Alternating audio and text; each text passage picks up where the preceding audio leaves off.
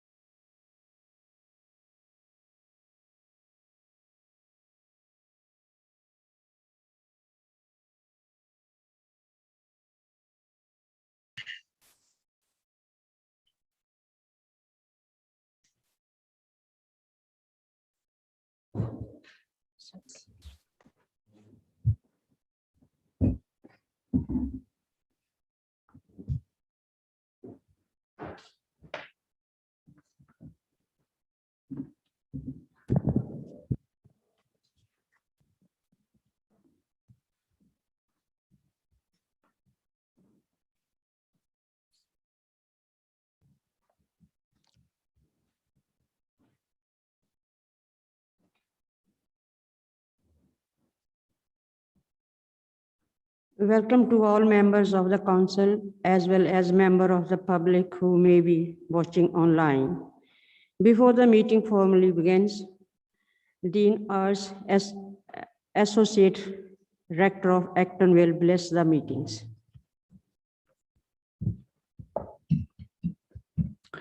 Madam Deputy Mayor, councillors, members of the public, let us pray. Loving Heavenly Father, source of all goodness and hope, we bring to you the work of this council. May we be attentive listeners. May our speech be considered and temperate. Where there are disagreements, may we listen to opposing points of view with humility and the knowledge that good disagreement strengthens our democracy. We thank God for the work of NHS staff during this pandemic and honour the risks to their health that they have taken to care for us. We pray for our government as they carefully consider how to respond to the threat of the Omicron variant.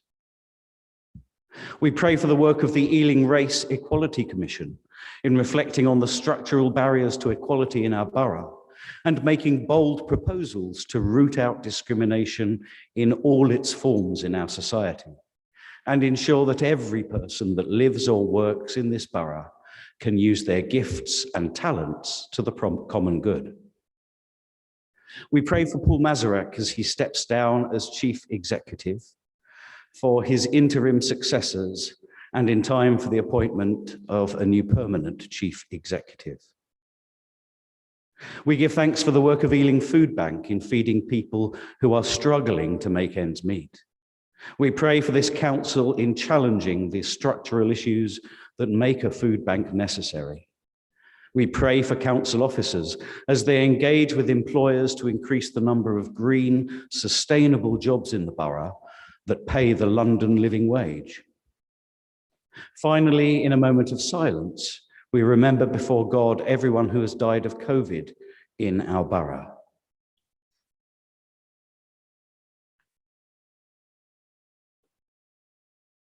May they rest in peace and rise in glory. God of love, turn our hearts to your ways in these troubled times and give us peace. And the blessing of God, Father, Son, and Holy Spirit be among you and remain with you now and always. Amen. Thank you.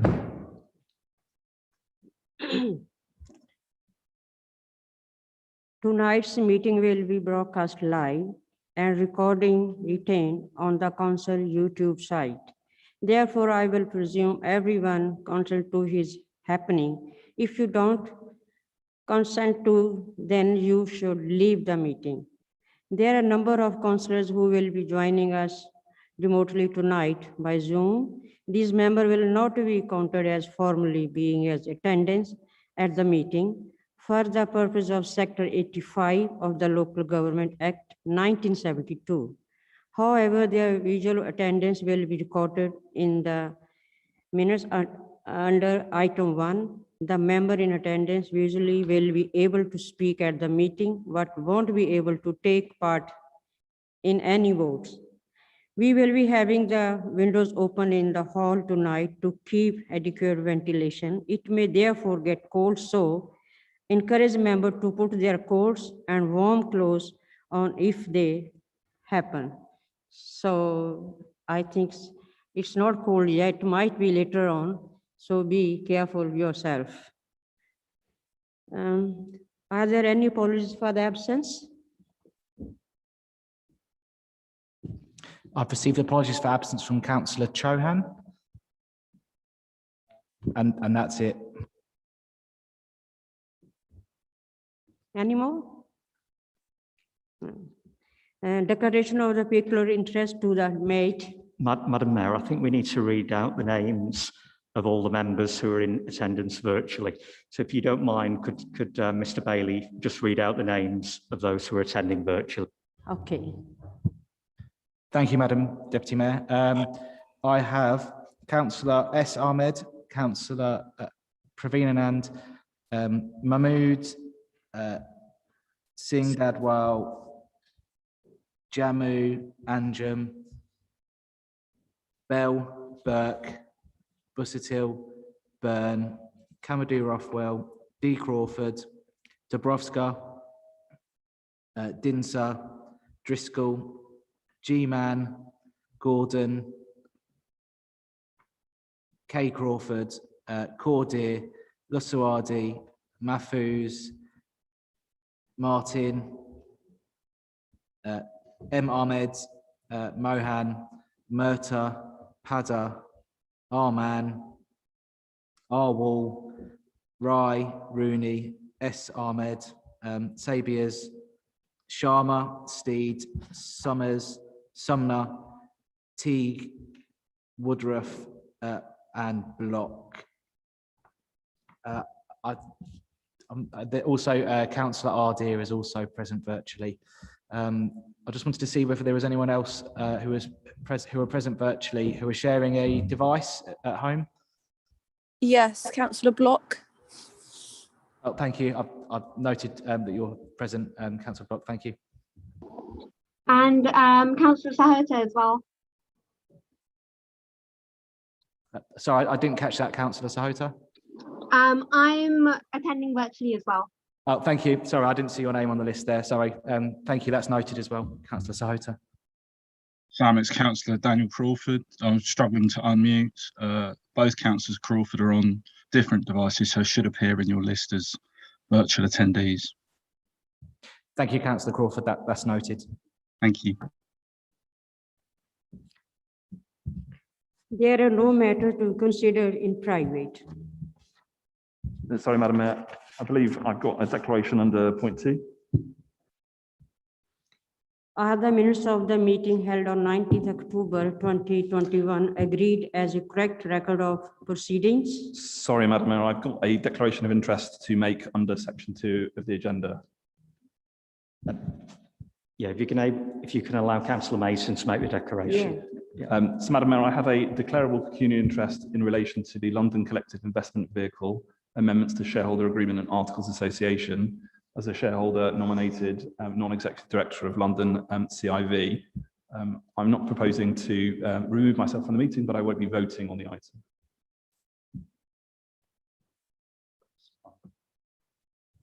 So next, Councillor Stafford, 3 minutes, please. Sorry, which? Yeah, next one, please. I think we've done declarations of interest, Madam Mayor. No matters to be considered in private. I think we need to do the minutes next. Yeah. We're on item 4, Madam Mayor. It's already done. Agreed, yes. The minutes. Yeah. So if you could say there are no matters to be considered. Move on to the minutes. And there is no matter to be considered in private.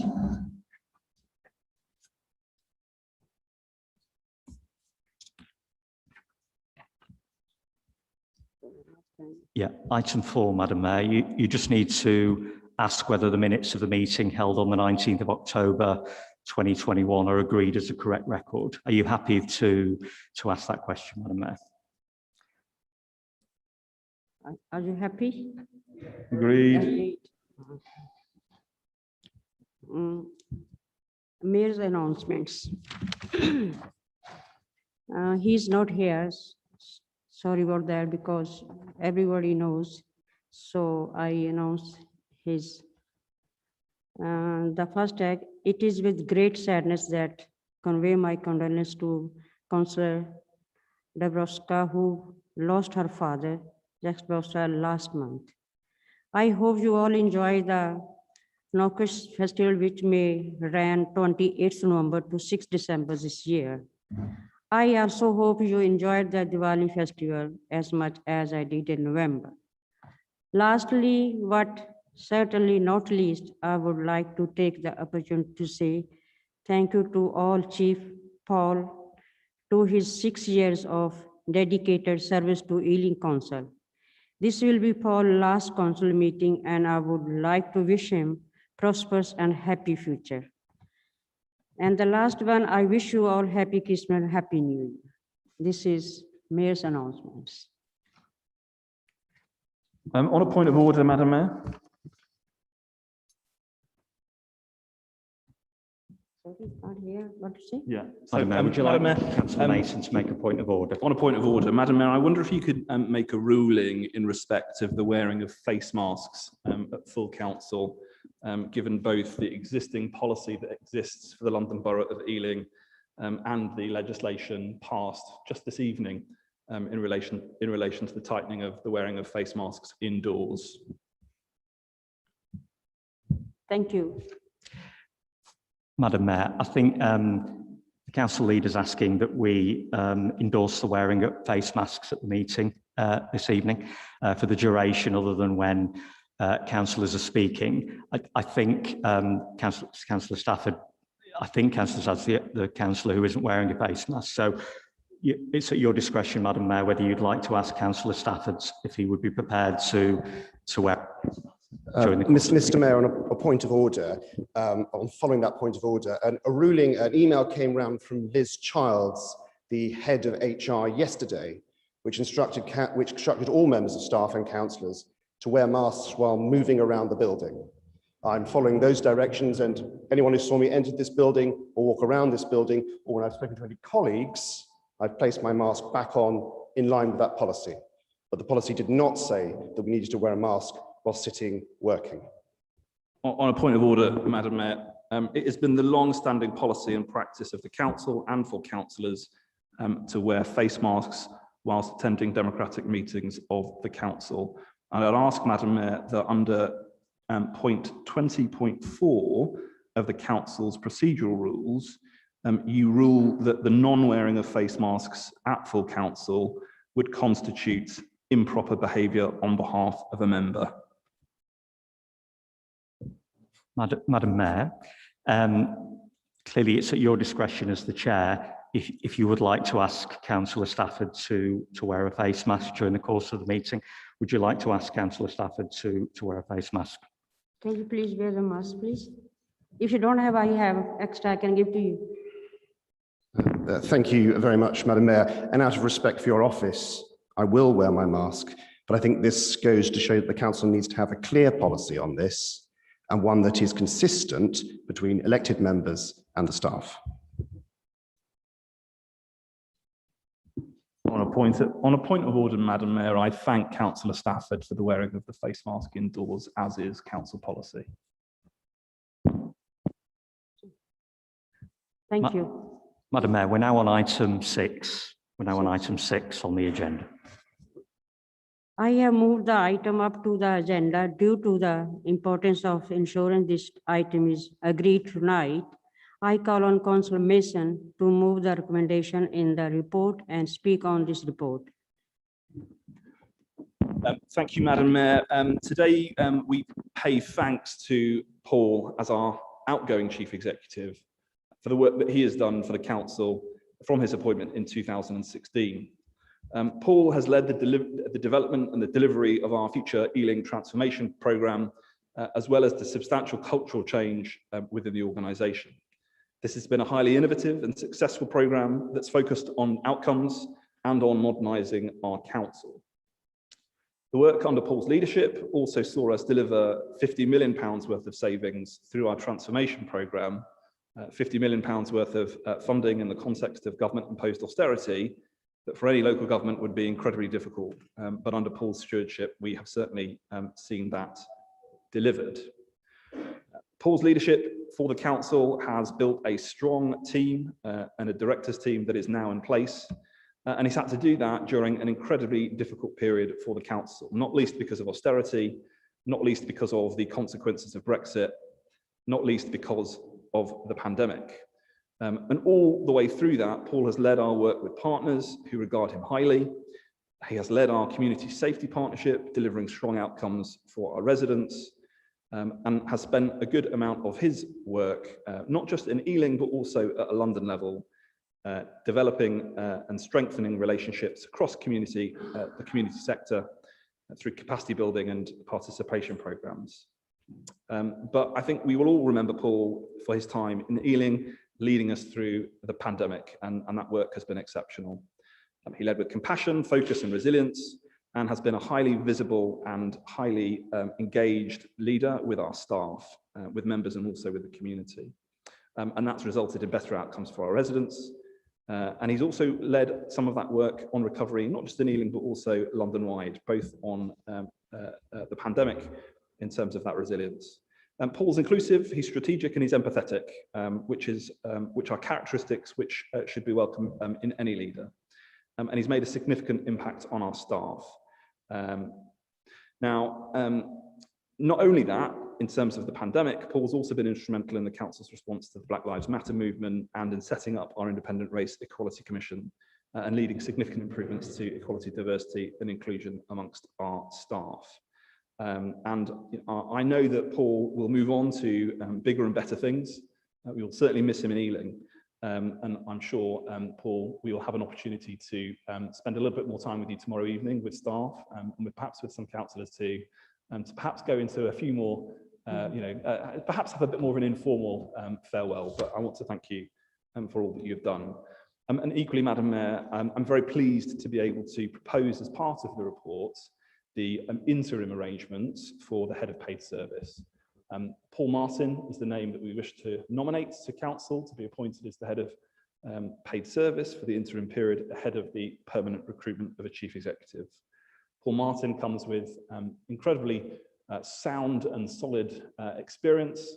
He's joining us from the government of Jersey, where he's currently the interim chief executive, and before that, the long-standing chief executive of both Wandsworth and Richmond. So with that, Madam Mayor, I move the report.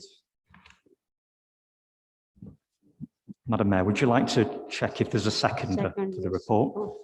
Yes, thank you, Madam Mayor. Second the report and echo Councillor Mason's thanks to Mr. Nazareth. Thank you.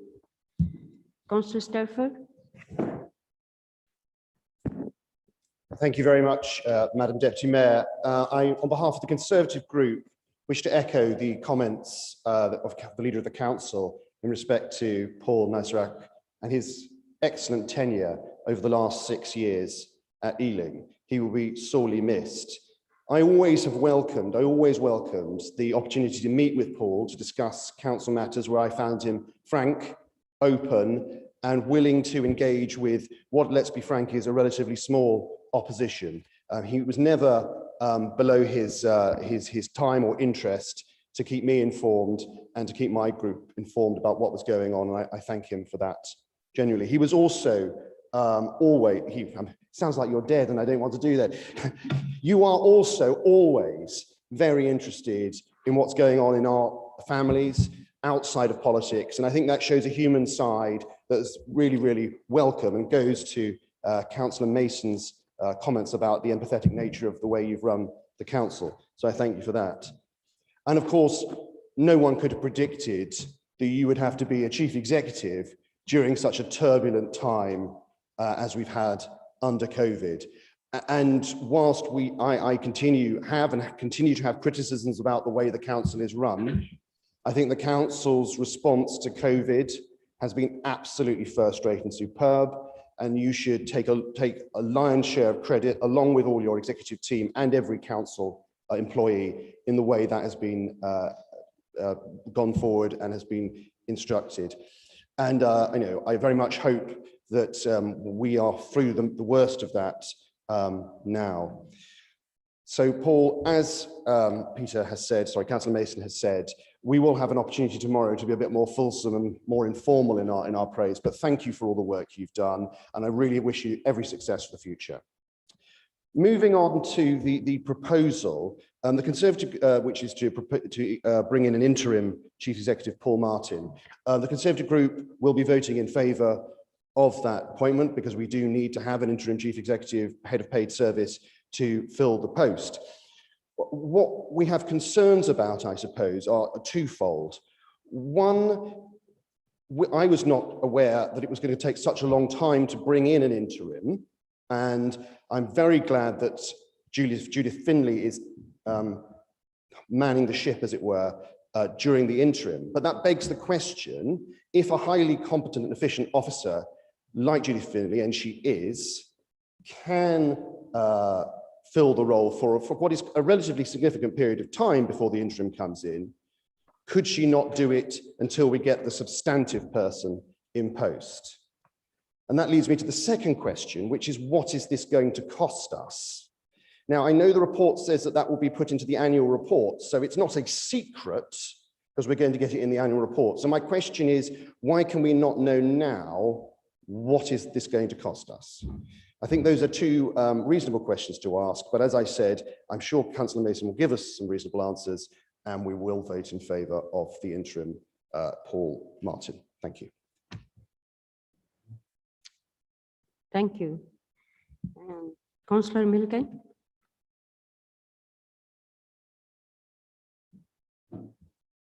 Thank you, Madam Mayor. It seems only fewer than 6 years since Paul arrived. I remember the panel when we interviewed Paul and the other candidates, and he was the right person that we chose, and I think we made the right decision 6 years ago. You never quite know at the time, but certainly in the past 2 years, I think Paul has shown his mettle to motivate all of the staff and everyone to sort of focus on what is important over the past 2 years.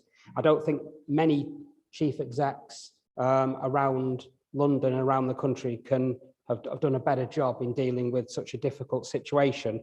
Looking at sort of other aspects, maybe earlier in his tenure, he certainly had an encyclopedic knowledge of how different, sometimes smaller teams operate within the council, many thousands of staff. And he's got a real good knowledge of what goes on at the sort of the smaller teams knowledge. And I think that really helps when a councillor asks a very nitty-gritty question. The Lib Dem group wish you a successful time when you leave Ealing, but we think you've had a productive 6 years in Ealing, and you've really improved many areas and processes within that time. So you will be missed from the Lib Dem group. Peter Mason, yes. Yes, thanks, Madam Mayor. Just as a response to the debate under 14.10, I'm very happy to give assurances to Councillor Stafford. The administration has every faith in Ms Findlay in terms of her ability, both in terms of Executive Director of People, but also her statutory responsibilities as the Director of Children's Services. Now, of course, in any administration and in any interim arrangements, we want to seek to minimise the disruption, particularly at a point at which we might have an Ofsted inspection. And of course, the report does go into detail in terms of why we're looking to have an interim head of paid service rather than necessarily to do too much change within the organisation that might detract us from what we need to do. So I'm very happy to give him those assurances. And of course, as he rightly says, all of the detail of the budgetary considerations will be in the annual returns. Madam Mayor, would you like to move that the recommendations are agreed? Would you like to put that to Yes. Council, that the recommendations are agreed, Madam Mayor? Is agreed or not? Thank Okay. you. And now we can move to item 7, Madam Mayor. Yeah. It's a petition. Will present a petition with 120 signatures. Will have 3 minutes to present your petition, please.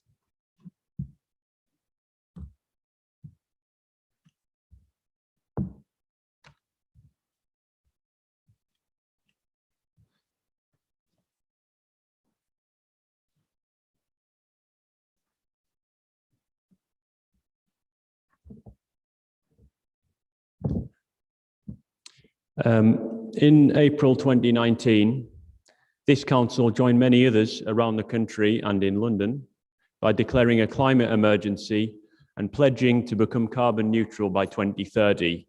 You could not do otherwise at that time when thousands and thousands of people were protesting in the streets every week to demand urgent action from the government. The ecological crisis is likely to make Earth uninhabitable for humanity and many other species in the long term and cause terrible disasters for many people within our lifetimes. So it is an emergency. I present the petition on behalf of West London Fight Racism, Fight Imperialism, the Revolutionary Communist Group, and many other signatories.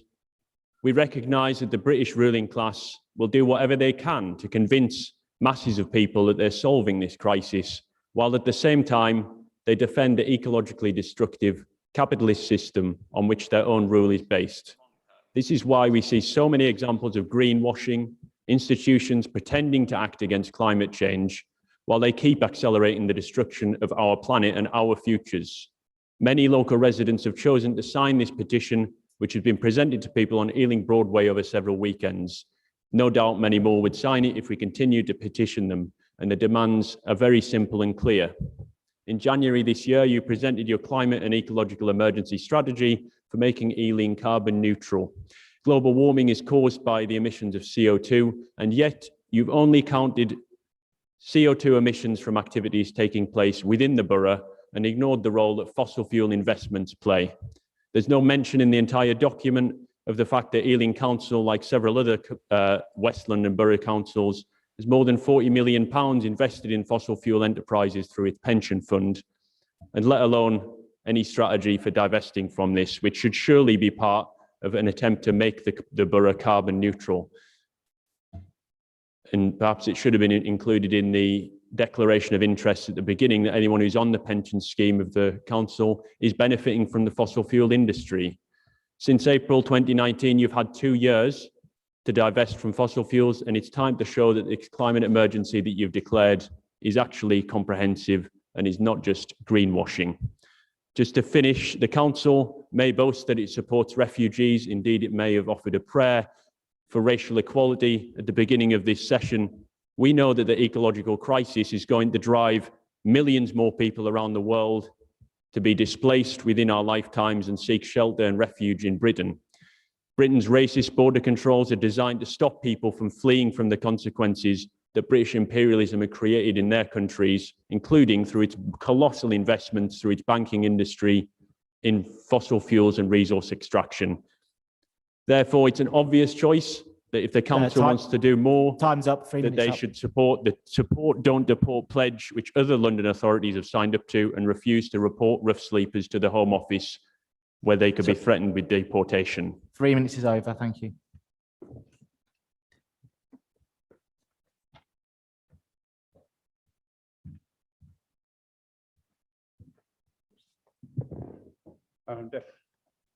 Mr. Deputy Mayor, if I can respond on behalf of the Cabinet.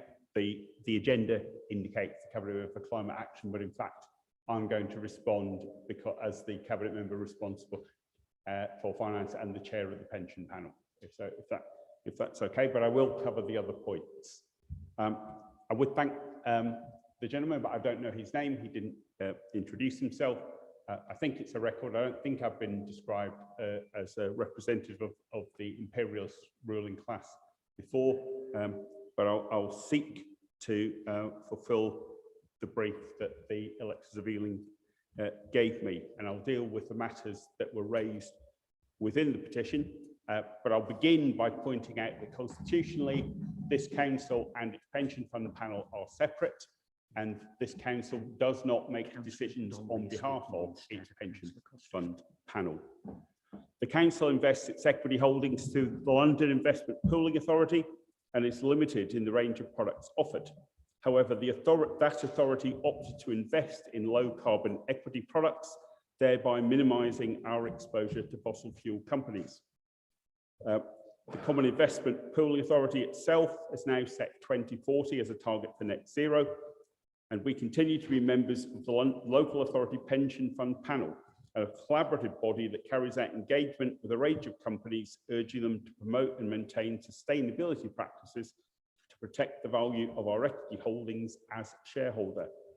Additionally, our pension fund panel has reviewed its responsible investment policy. A net zero pledge and target date of 2045 was approved by the pension fund panel on the 25th of November 2021. An implementation plan with metrics and milestones for achieving this goal is now being developed. Setting the goal for the pension fund any earlier would require the fund to accept reduced diversification, lower financial returns, and ensuing increase in risk. Furthermore, this would have the effect of reducing the fund's ability to contribute towards financing the global decarbonisation process. On refugees, Ealing has an established track record of welcoming refugees, both humanitarian and those fleeing violence and oppression and persecution. We are a diverse borough, and with that strength of character, we will always stand up and do our bit to support refugees, working with government and stakeholders to welcome, support, and integrate those who seek safety and security. Whilst we have no control over the asylum and immigration definitions and system, we will always welcome those who claim legitimate status and do our part, as we've done many times before and continue to do so. The work of this council is always to extend support and work with stakeholders so that people can build meaningful lives. We do not, and never have, referred individuals without their consent to any government agency because they do not have residency. On single-use plastics, our waste minimisation strategy is ongoing, sets out a path towards reducing waste from the borough. Time, Councillor Donnelly. We're reviewing the behaviour change strategies to reduce food waste within residual bins, contamination and recycling bins. And we're working with West London boroughs to understand and agree how the proposals in the new Environment Bill can assist with Council's ability to influence the use and provision of single-use plastics. We're awaiting the outcome of the consultation on that bill.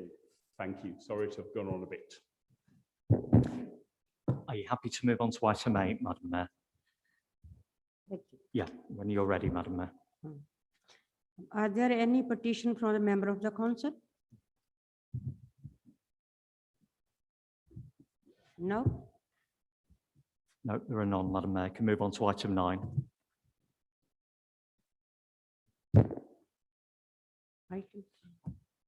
Item 9, Madam Mayor. Just have to ask if there are any questions from members of the public. I don't think there are any questions from... Your mic is on, Steve? Councillor Donnelly, I think your mic is on.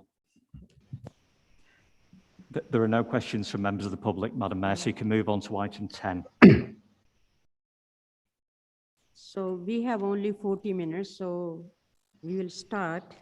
Councillor State to Councillor Costigan. Good evening, Madam Deputy Mayor. My question this evening to Councillor Costigan. Can the meeting note the poor performance of the Council's tree service over the past year? Can the portfolio holder confirm that the current contractor for tree pruning has or will be replaced, and that any new contract will be managed more effectively? Thank you. Thank you, Councillor Steed, for the question, although I'm quite surprised by it, because I would have thought that Councillor Malcolm would have told you that he had attended the Cabinet meeting on the 13th of October, where in fact we agreed exactly this. We agreed to re-tender the tree contract.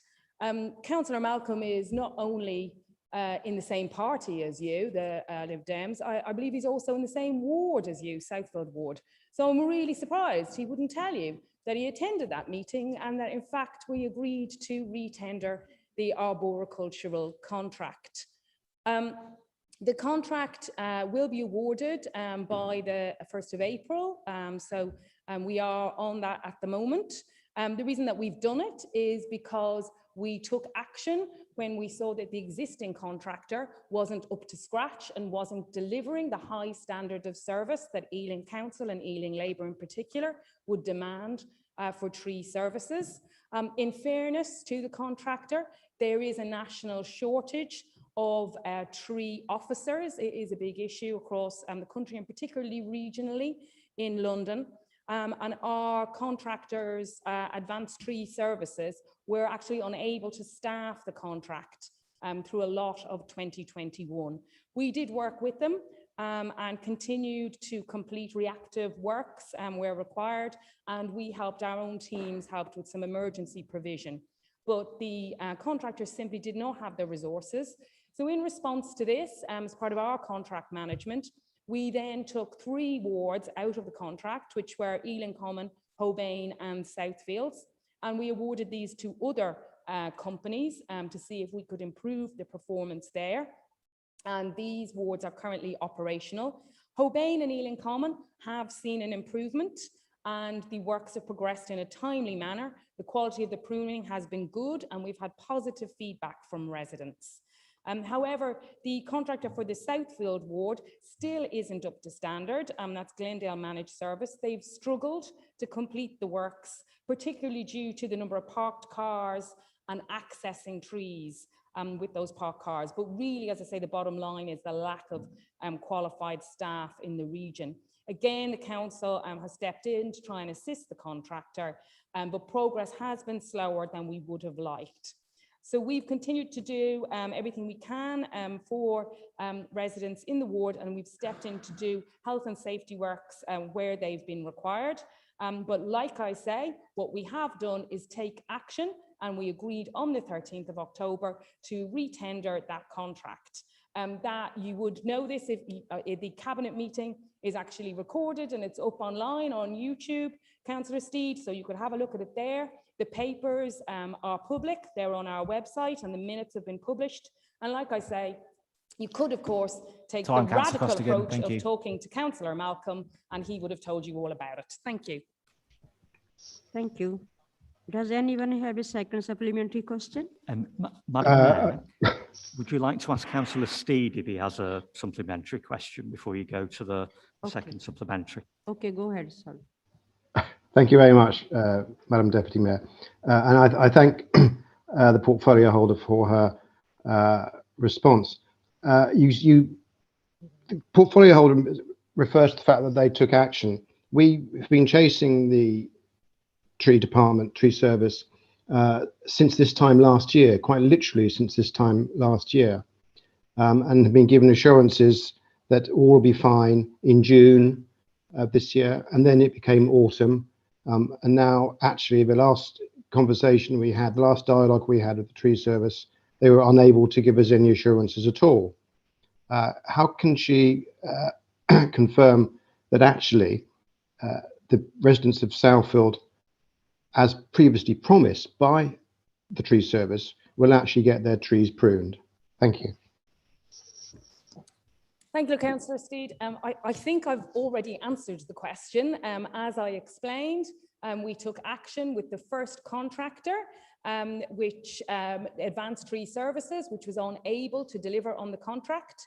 We replaced them with Glendale, and they also have had issues with performing on the contract. And so we have taken action and we are retendering the entire contract. That's what we've done. That is what Ealing Labour does if contractors are not performing to our requirements. We've done the same in relation to the Amy contract for the rubbish and recycling collection, where we stepped in and we brought that service in-house. So we are, as I say, we have ensured that action is taken and the residents of Southfield's wards and indeed across the borough are going to have a better service from our contracts, from our contractors from April. Thank you. Madam Mayor, would you like to invite a second supplementary question? If so, I think Councillor Consi's indicated, but I think Councillor P. Anand online had also indicated he wanted to ask a question. Go on, Praveen, please. Thank you, Madam Mayor. Can the portfolio holder update us on the measures the council has in place for clearance of leaf clearance in the borough? Thank you. Thank you for the question, Councillor Anand. And yes, as everyone knows, Ealing is well known for being leafy and green, which is fantastic in spring and summer and is great as part of our approach to the climate emergency. But it can cause a bit of a nuisance for some people in the autumn, where leaves can pile up and obviously can be a bit slippy if it starts to rain. And of course, in 2018, we pledged to plant 30,000 trees in the borough. And that is a target that we've smashed, and we're actually coming towards 40,000 trees. So we've absolutely over-delivered on our promise. But of course, more lovely trees in the borough also leads to more leaves. But I'm glad to say that we have a dedicated team in the borough, and they are working hard to clear up the leaves. They do this on a rota where they move across the borough and sweep up those leaves.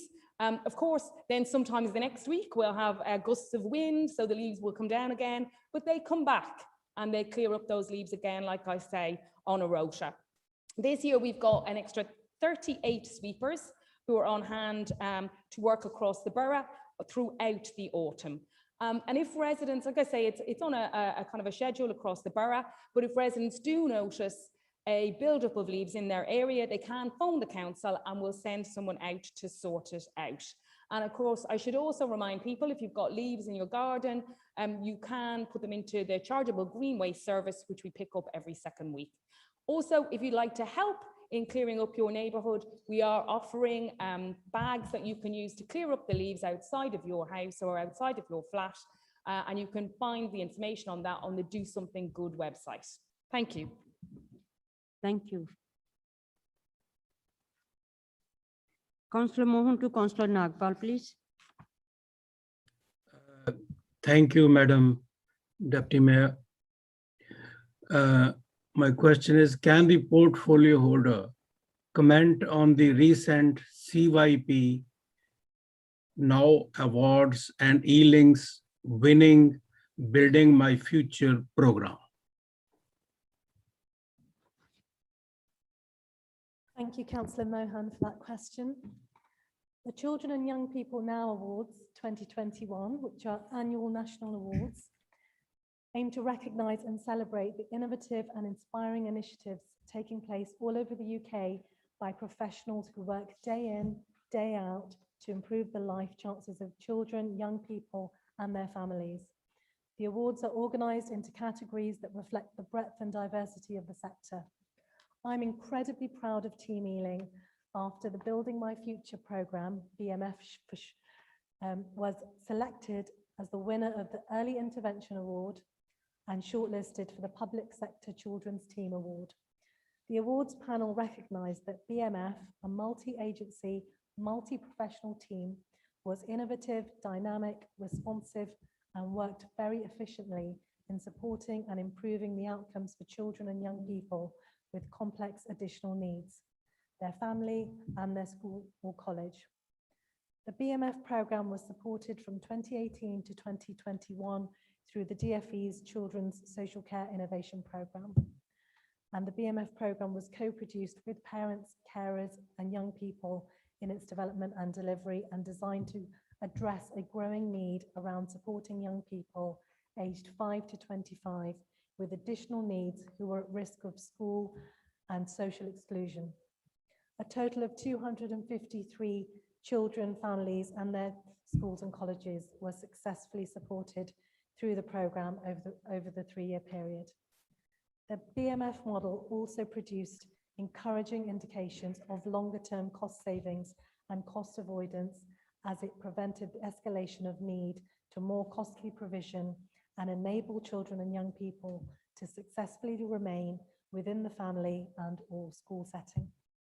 A key team within Ealing service for children with additional needs has been reconfigured to include a skill matrix that reflects what we learned from the BMF programme and embeds the same approach to working with families and will enhance and strengthen the service and delivery. Thank you. Councillor Mohan, do you have a supplementary question? Yeah, I do, Madam Deputy Mayor. Thank you very much, Councillor, for a comprehensive answer. My second question is, will the portfolio holder confirm our commitment to young people in Southall? Nagpal? I'm really pleased to say, both as a cabinet member and as a Southall councillor, that since our last meeting, Cabinet have set aside 2.3 million for a new young adult centre in Southall. We're pledging to invest in Southall's young people and provide even better youth facilities in a relocated young adult centre, because we know how important youth services are. Thousands of people throughout the borough have benefited from the services, counselling, safety and friendship the current centre has provided over the years, and we want future generations to enjoy state-of-the-art facilities in a new young adult centre. This is a really exciting once-in-a-generation opportunity for Southall's young people to work with us to design brand new youth facilities that work for them. We want to invest in a state-of-the-art youth centre in Southall, adaptable for different age groups, participating in varied activities and with access to safe open space. It will be large enough for use by groups of up to 50 young people, and it will have all the facilities that local schools need for Duke of Edinburgh sessions and more. We're looking forward to getting started designing a youth centre with young people for young people. Thank you very much. Councillor Kumar to Councillor Donnelly. Forgive me, Madam Mayor. Would you like to invite a second supplementary question? David. If so, I think Councillor Milliken had Milliken, indicated David, if you'd like to take him. Yes, thank you, Madam Deputy Mayor. I appreciate you. I'm not sure if Miss Finlay is listening this evening, but I'd like to, I don't think she's here, but I'd like to pass on my congratulations to Miss Finlay, to all her team for the fantastic work that they have done to secure this award this evening. I think that is excellent.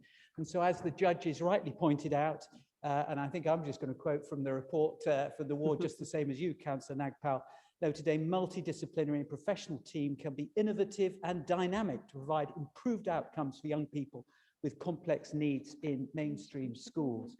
But I'd also like to ask whether Ms. Finlay will accept our congratulations, and I'm surprised you didn't raise this actually, on the positive feedback from the recent focused Ofsted report, which referenced tangible improvements since the, and I'll use my words, less than satisfactory inspection in 2019. Thank you. Councillor Now, Milliken is coming to Cabinet in January. thank you, Kev. Now, Councillor Kumar to Councillor Donnelly. What is the average telephone waiting time for calls to the council to be answered? And does the performance of this service give residents a first-class service? Thank you, Councillor Kumar.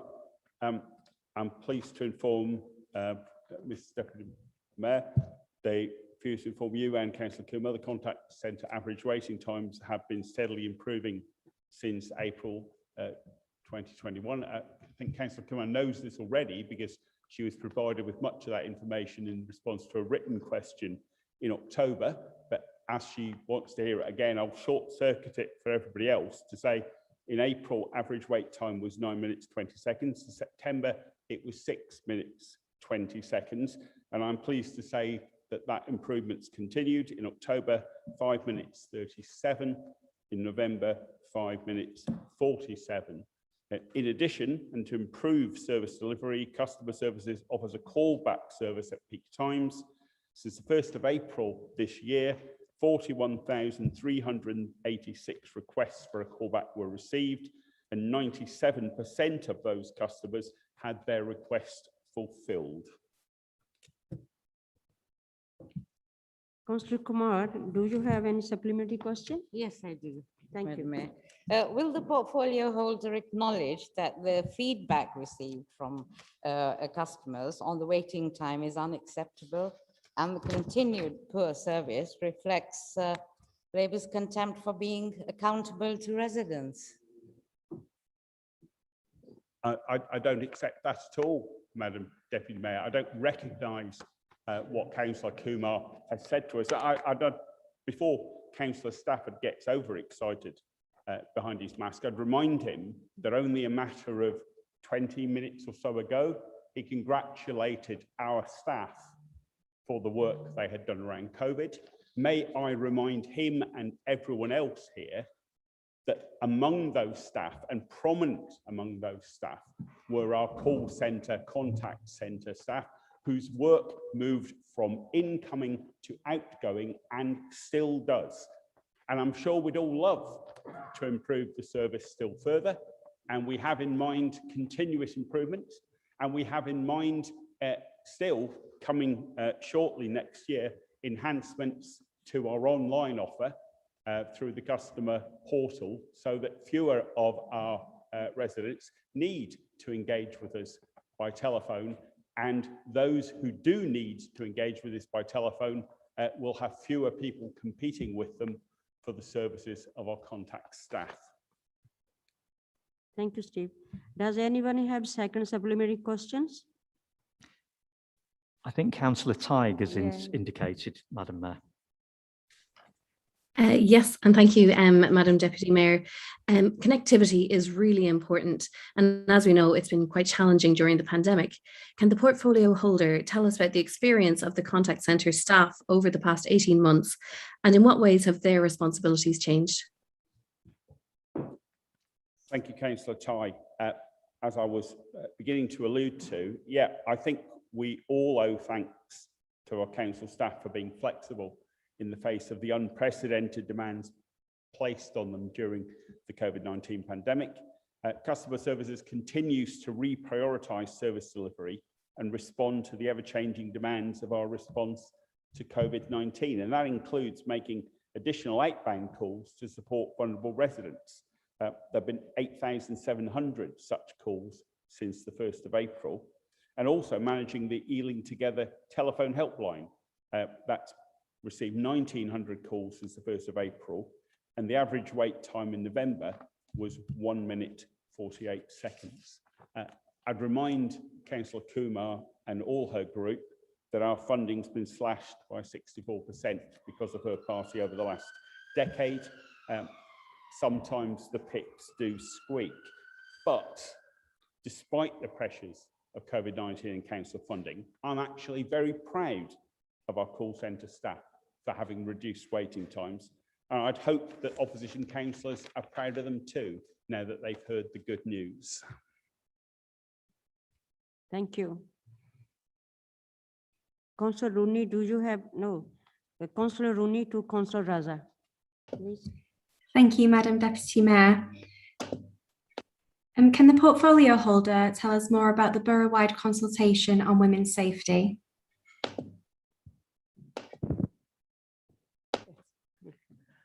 I'm proud to say Ealing has been at the forefront of protecting and promoting women's safety with groundbreaking PSPO on Mattock Lane being just one example. However, we want and we need to do more to ensure women and girls are safe to enjoy our borough without fear, and following the recent tragic deaths of several women in London who were murdered in public places, women's safety has rightly become a national issue. We want to get this right and to start the conversation with women in the borough to get their views and their experiences to help the Safer Ealing Partnership understand women's perceptions of safety. And to do this, the partnership has launched a listening exercise titled A Safer Ealing for Women to hear the views of women and girls who live, work and travel in Ealing. There are three main themes to this that we're looking at. What role should the Safer Ealing Partnership play in creating those safe spaces for women and girls? What are the locations and spaces where women and girls currently feel unsafe? And what experiences of harassment and abuse have women and girls had in Ealing? The responses of this information will help to inform the partnership targets and resources and shape Ealing's violence against women and girls strategy, which is due to publish next year. The project launched last Friday and it will run until the 4th of February in 2022. And women are invited to undertake a survey to complete the mapping exercise to inform of the geography, basically, where they feel less safe, and that helps us to focus groups and activities and to give their views to promote this campaign. As a woman and a cabinet member for tackling inequality, I'm proud to be leading on this work. And Madam Deputy Mayor, I'd like to encourage all councillors to promote this campaign across their wards and their community networks to help ensure as many voices are heard on this and help us make Ealing safer for all women. Councillor Rooney, do you have any supplementary question? Yes, thank you, Madam Deputy Mayor, and thank you, Councillor Raza. Does the council have plans to sign up to the London Mayor's Women's Night Safety Charter? Yes, I'm pleased to say that officers are looking into the charter at the moment as to what Ealing needs to be doing to become a signatory to this. I think it's a great initiative by the Mayor of London, Sadiq Khan, and it includes a number of key pledges which we're currently looking at. So it's about nominating a champion in organisations who can actively promote the women's night safety, demonstrate to staff and customers that our organisation is taking women's safety very seriously, for example, through a comms campaign, which we're sort of currently in the middle of, and remind customers and staff that London is safe, but to also tell them what to do if they experience harassment when working or going out or travelling. We also will be encouraging more reporting by victims and bystanders as part of the communication campaign, train staff to ensure that all women who report things are believed, and train staff also to ensure that reports are recorded and responded to, as well as designing public spaces and workplaces to make them safer for women at night. I really hope that we'll be able to give this a fuller update in January, where I can assure everybody that this is an issue that we're taking very, very seriously. No women or girls should feel unsafe in our borough. Councillor Raja, another supplementary question from Nebraska. Please come on. Thank you.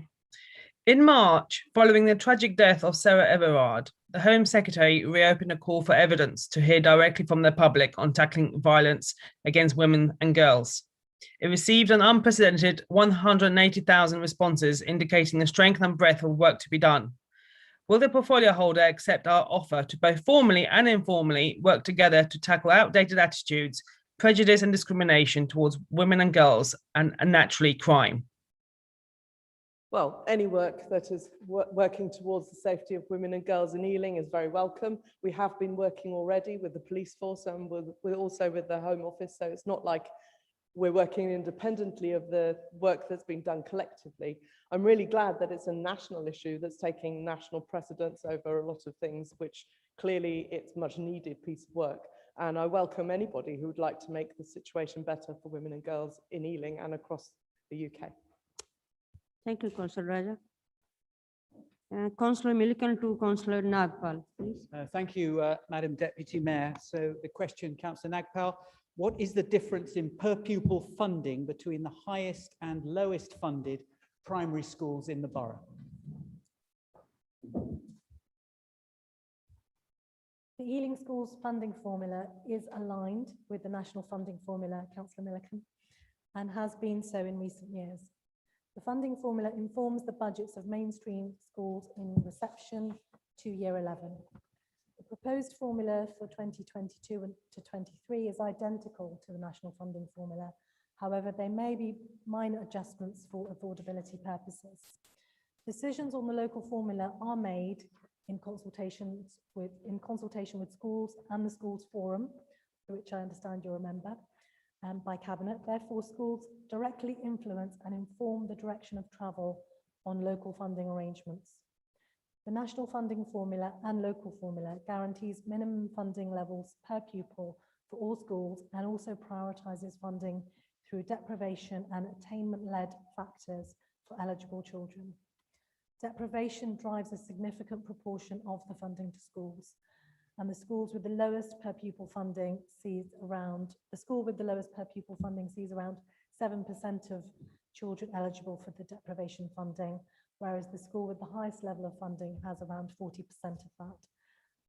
Per pupil-led funding in primary schools in 21-22 ranges from the lowest, which is £4,017 per pupil, to the highest, which is £5,250 per pupil, and the average is £4,655 per pupil. Many of Ealing's highest achieving schools are those with lower levels of pupil funding, and 93% of Ealing schools are rated as good or outstanding.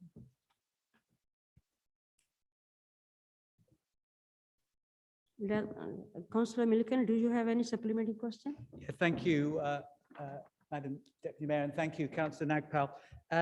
May not surprise you to learn I have the Ealing School Forum figures in front of me, which don't exactly match with what you said. The point is the same, but the figures are different. So I'm not sure. But let me just say that there is a massive difference between the highest and the lowest. The highest funded, the best funded, according to Ealing Schools Forum, is Berrymead Infant School in South Acton, and the lowest is Fielding Primary School in Northfields.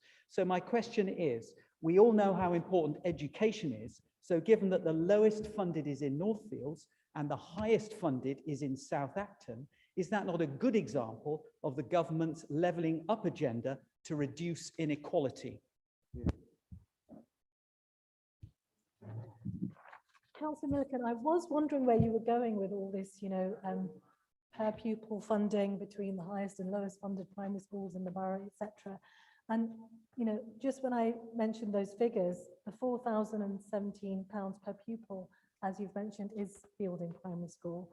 And it is the lowest funded in the borough on a per pupil basis, but generally schools in central Ealing do receive lower funding, and that's because it's a less deprived part of the borough compared to other parts which are more deprived.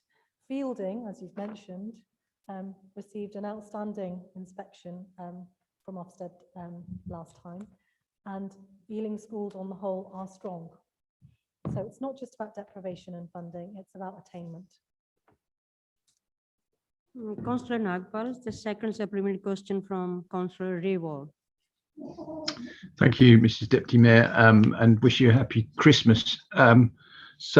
What is the portfolio holder's view on reports that schools have been asking individual parents for donations to make up for the Tory cuts to their budgets?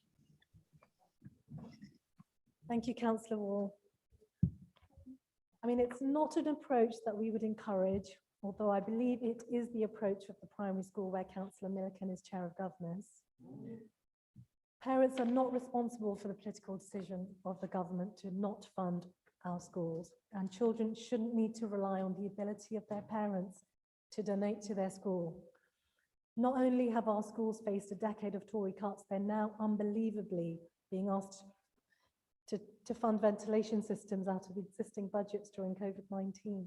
And children across the country are wearing coats in class because the government has again failed to plan ahead and get ventilation systems. The Conservatives' chaotic last-minute approach is damaging children's education and cannot go on. So I suggest that Tory councillors should be more concerned about this than they currently appear to be.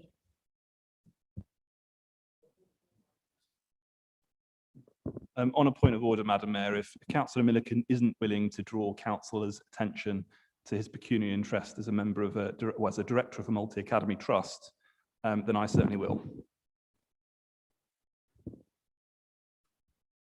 Madam Mayor, I'm more than happy to give, it's a matter of public record, it's on my council website. I am indeed a director of the Grand Union Multi-Academy Trust, which is centred on Featherstone High School and Woodlands. I don't know quite what the issue there is. They're not maintained by the local authority. They are academy schools, but I am indeed also a governor of Fielding Primary School for record, and I'm also a governor of Ealing Fields High School, which is an academy school.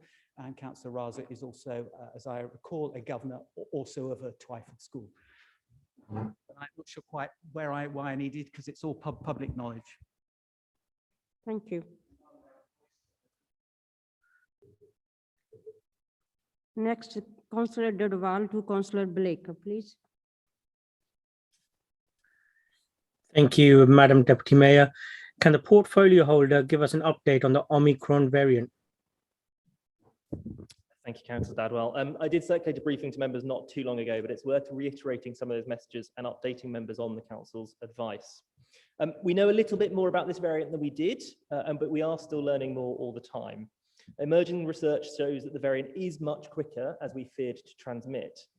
Existing COVID vaccines are less effective to some degree, although the boosters do increase the effectiveness. There is increased risk of reinfection as well for those who've already had COVID. In terms of numbers, London has shown a significant spike in cases in the last 7 days and has now overtaken the national rate by a large margin. In London, there's been a 30% increase in the last 7 days, from about 440 to 570 cases per 100,000, which takes us higher than the England average. Ealing's growth is slower than London at 20%, but this is still rapid growth and does still take us higher than the England average. The marker that is used as a good estimate of Omicron prevalence yesterday showed that 44% of London COVID cases are likely to be the new variant, and this is expected to be more than half today. The time it takes for Omicron cases to double is now estimated to be just 2 to 3 days, possibly less in some regions, which is very concerning. The current vaccines, as I said, are strongly expected to remain effective against severe disease and death. However, research is showing less protection against symptomatic disease, but the booster dose does add significant protection. And from tomorrow, if the government lets the website carry on working again, all adults over the age of 18 will be able to book a booster jab.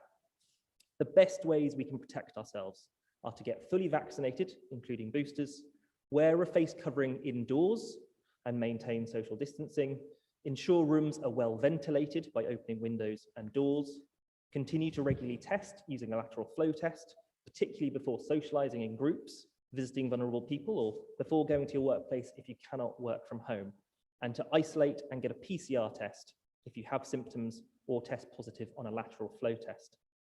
As a council, we have issued specific advice and guidance to schools and also to faith settings, and we are continuing to support the local vaccine programme in whatever way is needed and is asked of us. The people of Ealing have been here before. We know what to do to keep ourselves, our families, and our communities safe. And I would like to thank everyone for playing their part, however small, in getting us through this pandemic.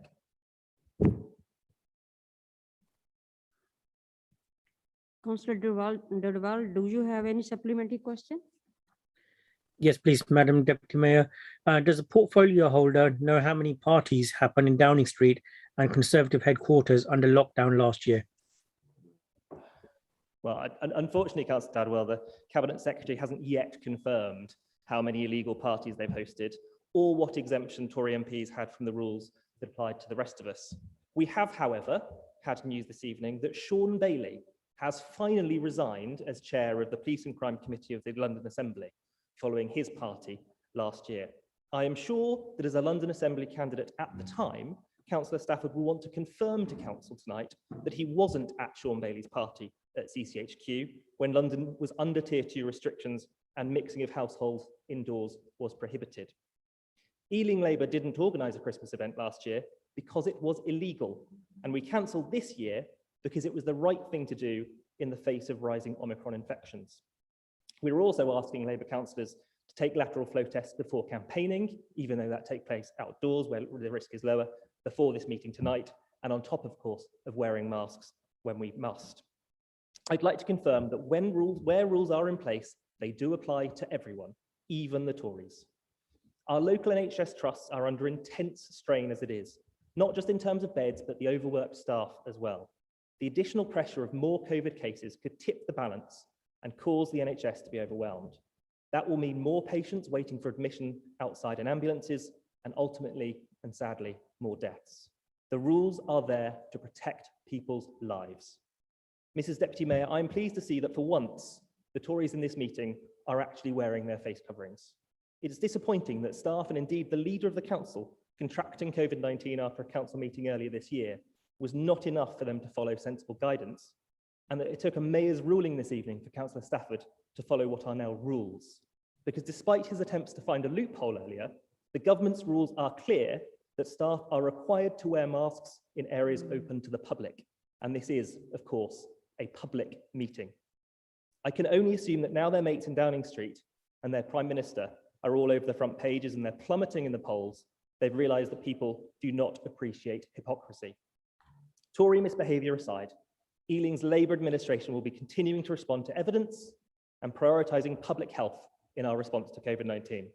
On that basis, and because I assume the parties opposite would prefer we fought this virus together, I offer Councillor Stafford and Malcolm the opportunity to put public health above party politics. Will they put their names to a joint statement with me, welcoming the government's Plan B rules and thanking our wonderful NHS for stepping up to the challenge of getting everyone boosted?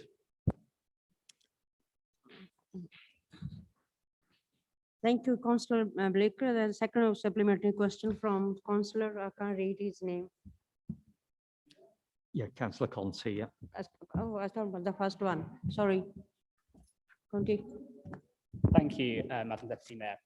Councillor Black, I know you've already mentioned about that tomorrow over 18s will be able to book their COVID boosters. But at the moment in Ealing, we're under the national average in terms of number of boosters that have been completed, and it's lower than a number of our neighbouring boroughs. I was just wondering, obviously, joining us, as you've already said, encouraging people to have boosters, but what more could the council do to support the local NHS to drive up the numbers of boosters being done and for people coming forward, but also not forgetting people who haven't had their first dose, and there's about 30% of the population in Ealing who still haven't had one. Thank you, Councillor Conti. And I'm very pleased to say that at the pop-up in Acton last week on Thursday, which we helped the NHS to organise, there were residents coming forward for their first doses or second doses that they hadn't got, but had got after they'd got their first doses at pop-ups that we arranged with them before. And this evening I've responded, and I'm sure Councillor Mason will respond as well, to a request from the NHS to release more resources to support the campaign, and that's exactly what we'll be doing. But we won't, I'm afraid, get any further if the hypocrisy of politicians in Downing Street undermines the national effort, because it is absolutely the case that people look at what's happening in Downing Street and get so frustrated. Because when I was having dinner alone in my flat last Christmas, following the rules as I was asked to keep the people of my borough and my country safe, the people running the country were not following the rules because they thought the rules did not apply to them. And just as we saw Councillor Stafford try and find a loophole for himself this evening, the Spectator was trying to find a loophole in some bizarre regulation under Crown lands that Downing Street was exempt from regulations because they know that there is not a leg to stand on when they don't follow the rules that they set. So we will do all that we can, but we ask that members opposite get their government to do it as well. Thank you, Councillor Blake. Madam Mayor, Madam Deputy Mayor, with your permission, I was asked a direct question from the Labour group, and I know it's not usual to respond, but I'm happy to do so if you give me permission to do so. Okay. Thank you very much. No, I did not attend any party at CCHQ or anywhere else. We can move on to item question 7, Madam Deputy Mayor. Question 7 is Councillor Ball to Councillor Costigan. You want to do it again? Oh, okay. Thank you, Madam Deputy Mayor. Does the portfolio holder think it is appropriate that on November the 17th, Kingdom Security fined a young girl £150 for feeding the ducks in Walpole Park?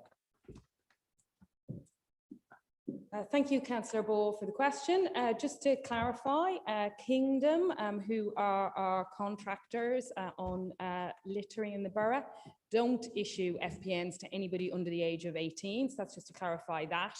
But I don't think it would be appropriate to fine someone for genuinely feeding the ducks.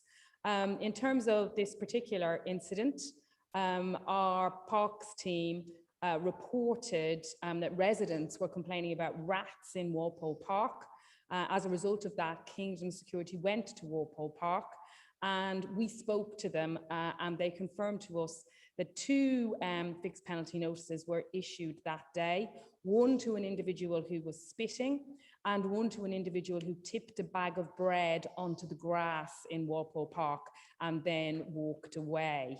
So this type of behavior does attract vermin, so we do discourage it. And throwing food in the water, it turns out, is actually an offence under Section 87 of the Environmental Protection Act 1990.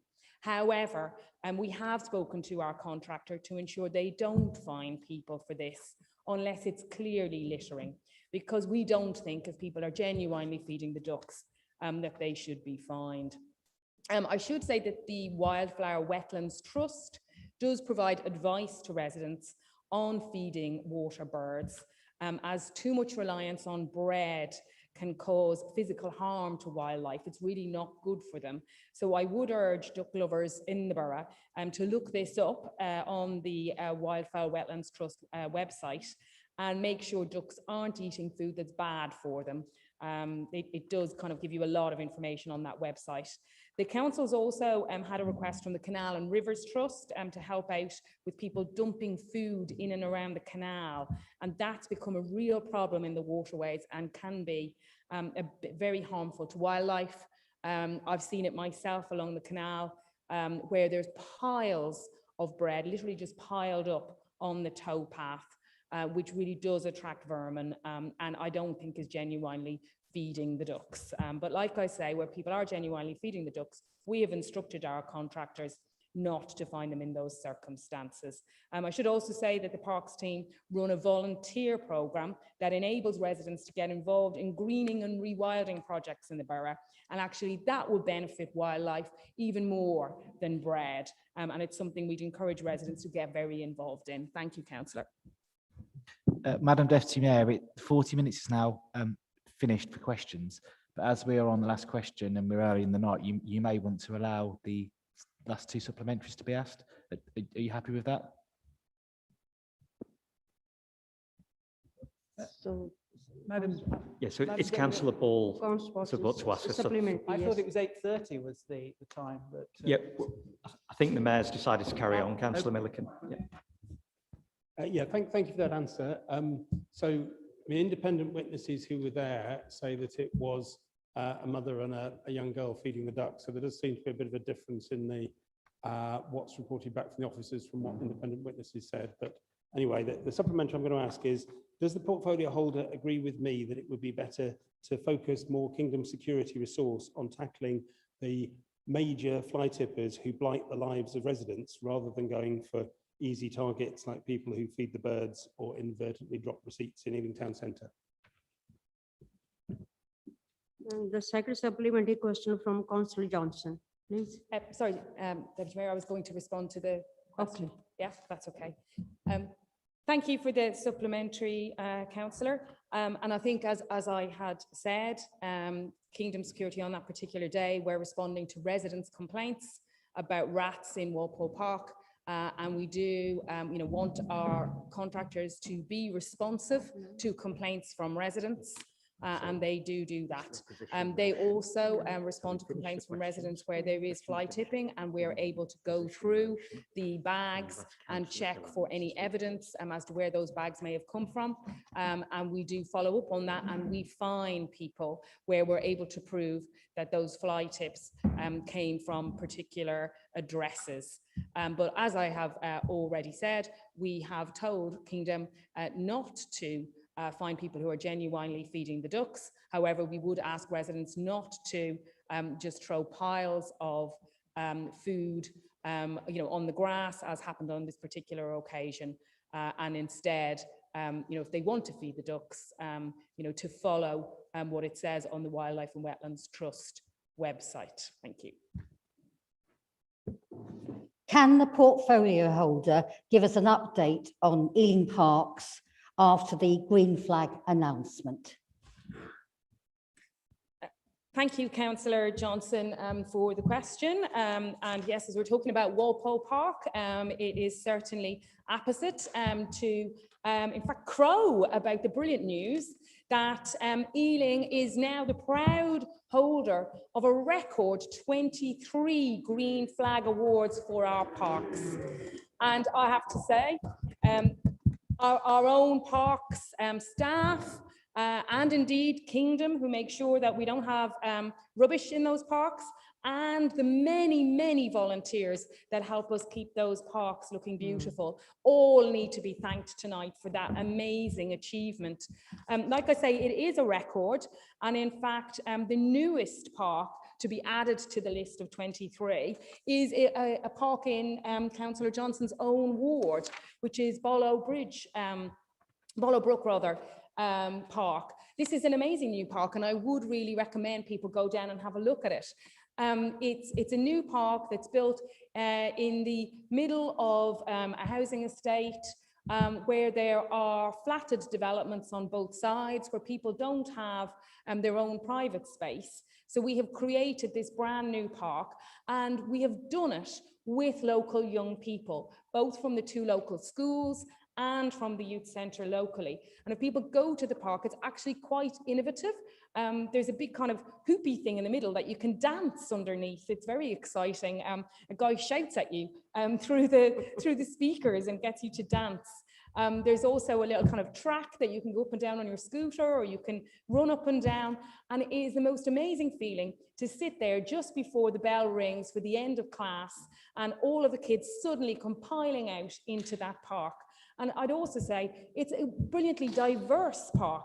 Such a diverse range of kids and families use that park. It's amazing. It's a great advertisement for Ealing's Park Services, and as I say, for the many volunteers. And I want to congratulate again the great work for park staff and for volunteers that helped us reach this record of 23 green flag parks. Thank you, Deputy Mayor. Thank you. That time is going very fast. We'll go on opposition. A motion for the debate. Councillor Gallatin.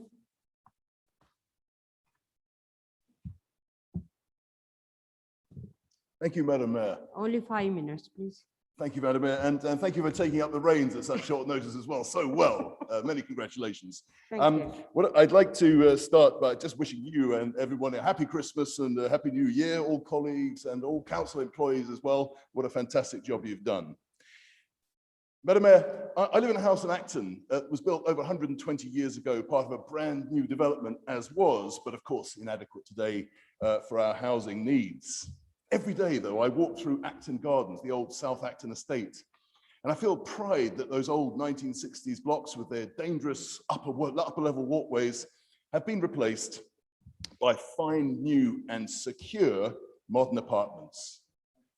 These new apartments, to date, do not exceed 16 stories, these new buildings. But if I travel north on Horn Lane, I see from far away a pencil-thin tower that dominates the landscape of largely 2-story houses.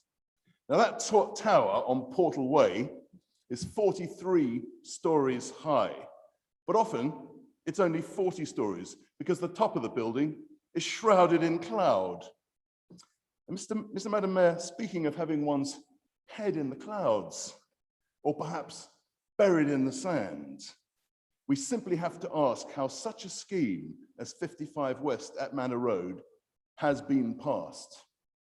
The application aroused one of the most vehement public reactions I've ever known. Stop the Towers garnered support from across the political spectrum with nearly 3,000 signatures against the scheme. And when it finally came before the planning committee, it was voted down by 6 votes to 5. Back it came on appeal as expected. And on the 29th of October this year, the planning inspector overturned the planning committee's decision. And this, I'm afraid, is where Ealing Council's administration has failed its residents, because the planning inspector needed to see that Ealing was meeting its housing targets, that such a tall building was simply unnecessary. But the information was not available because Ealing Council had failed to present its annual monitoring report. It has done so now, or at least an interim version. But that really is shutting the proverbial civic door when the developer horse has bolted and won the derby. But we move on, Madam Mayor. What the inspector also noted was, and I quote, "The proposed building would not appear as an alien insertion into the townscape. It would be an indicator of the transition from buildings of lower size and height to the more intensive uses in buildings of greater height around the node or hub formed by the meeting of roads, transport hubs." And this is what we need to be worried by right now. Tall buildings generate more tall buildings. You'll be aware that the developer at Friary Park in Acton now wants to raise the height of an already controversial 22-storey tower to 37 stories. I doubt they would have tried that on, Madam Deputy Mayor, if Portal Way had not been in direct line of sight. The Manor Road scheme, 55 West as it's called, is now on, bar the shouting. So is the 26-storey tower planned at the site of Percival House, bar the final contract. I'm afraid we might be looking at a line of tall buildings along the Uxbridge Road that's going to make Dickens Yard look like a bungalow. And I just don't believe, Madam Mayor, that that is what the vast majority of Ealing residents and their families want. And I sense agreement actually in the room and across the spectrum from the MPs of Ealing North and Ealing Central and Acton. The leader of the council himself said, and I quote, "From now on, communities will be in the driving seat when it comes to regeneration. Local people need to lead the process of change in our borough, not the developers." And you know, I couldn't have put it better myself. So let's get our governance right. Let's be transparent. Let residents and developers alike see where we are in relation to our housing targets. That way, we'll create the affordable housing we so badly need, whilst enhancing the character of Ealing's architecture. That way, we'll win back public confidence in the whole development process. Madam Deputy Mayor, I'm pleased to propose this motion, and I urge all members to support it. Thank you very much.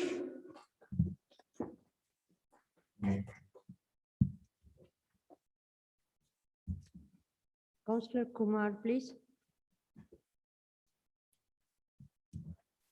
Thank you, Madam Deputy Mayor. Recently, I met a group of young ladies regarding some career issues, and the conversation included the role of councillors and the council.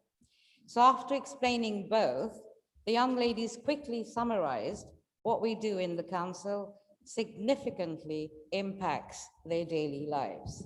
Housing, specifically large developments, have the biggest impact on the lives of our residents. A commitment in your 2021-22, your council plan is making sure the growth that takes place in Ealing enhances its character, conserves its future, and makes great places people want to live in. Yet for many residents in Ealing, this commitment is not worth the paper it is written on.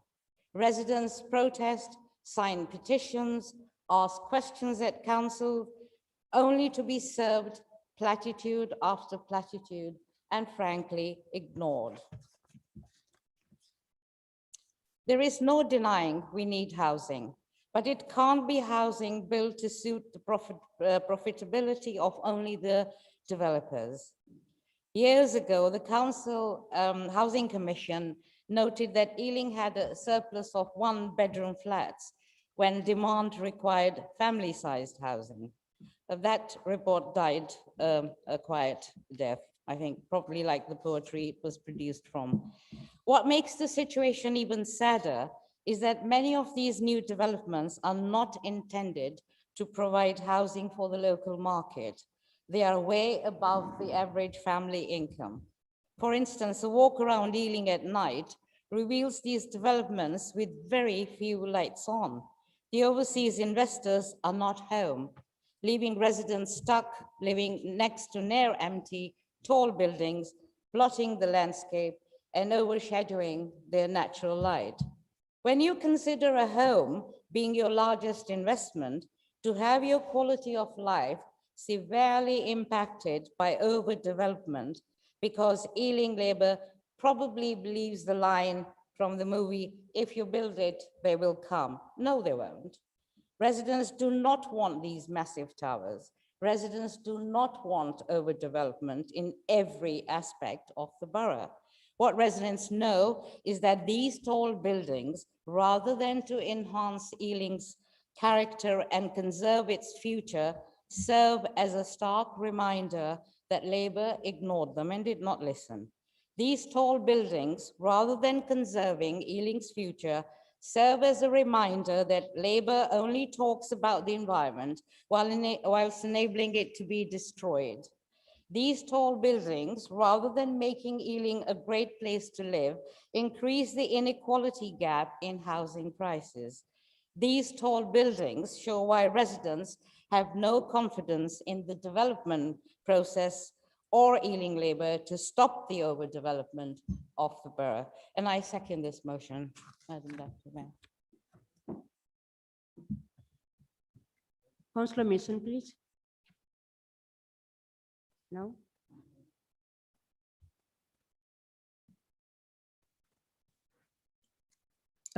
Madam Deputy Mayor, you might want to go to Councillor Ball to move the amendment if you'd like to initially.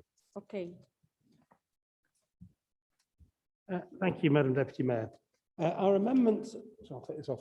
Our amendment expands the Conservative motion so that it addresses the twin threats to Ealing, both from an insufficiently robust Labour administration and from a Conservative government that has threatened to strip away the powers of local councils to control development, which would make the problems of overdevelopment so much worse.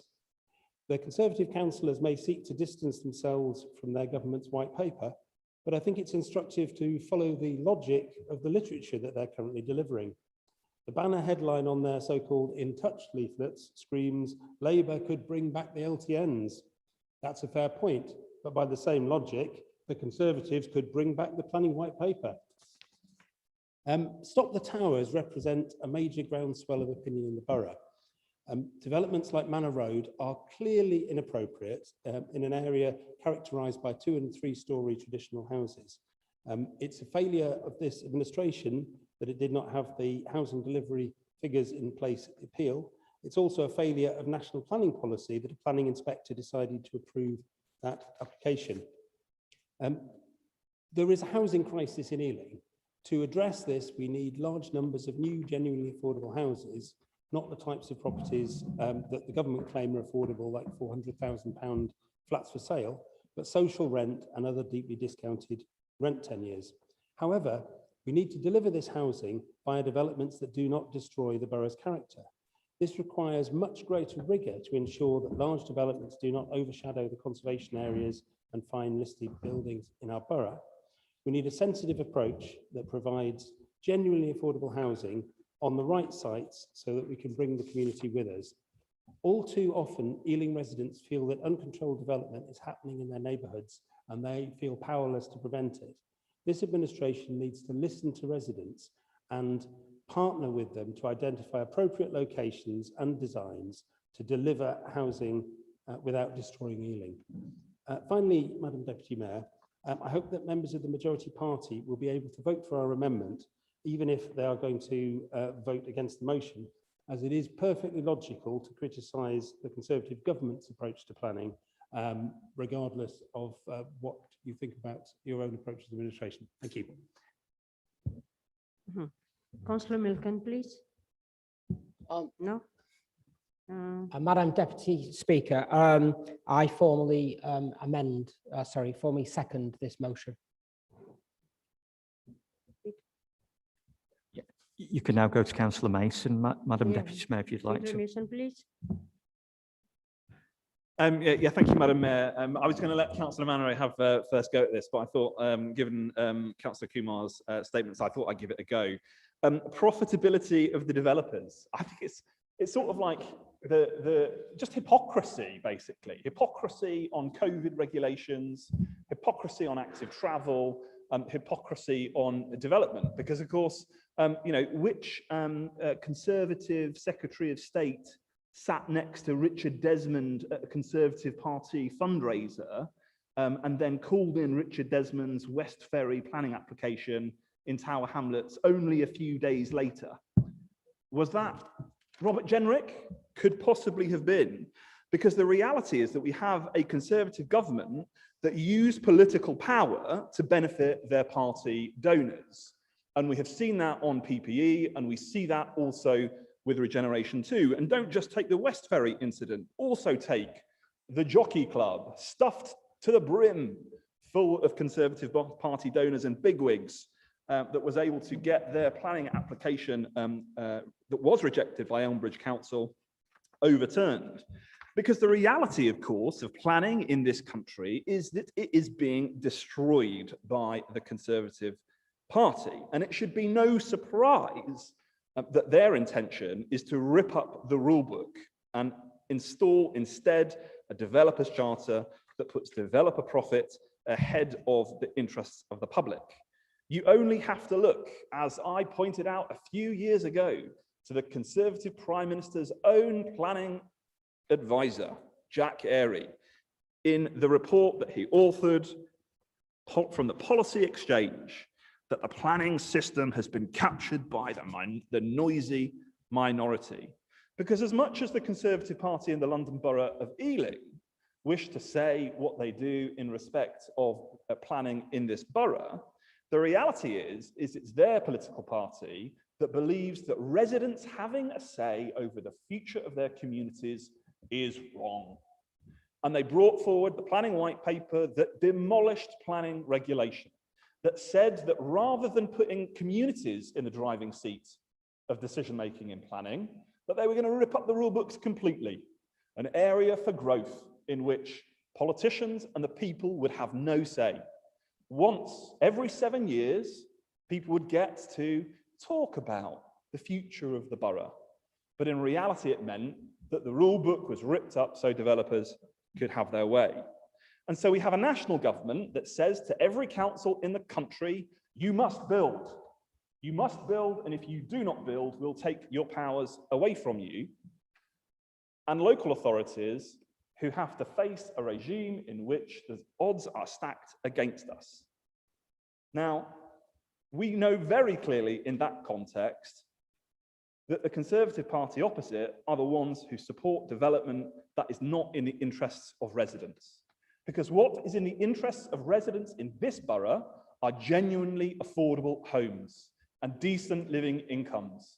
To arrest the growing and the rise in the number of people on our housing waiting lists, 11,000 right now, 11,000 families who cannot afford to buy and cannot afford to rent.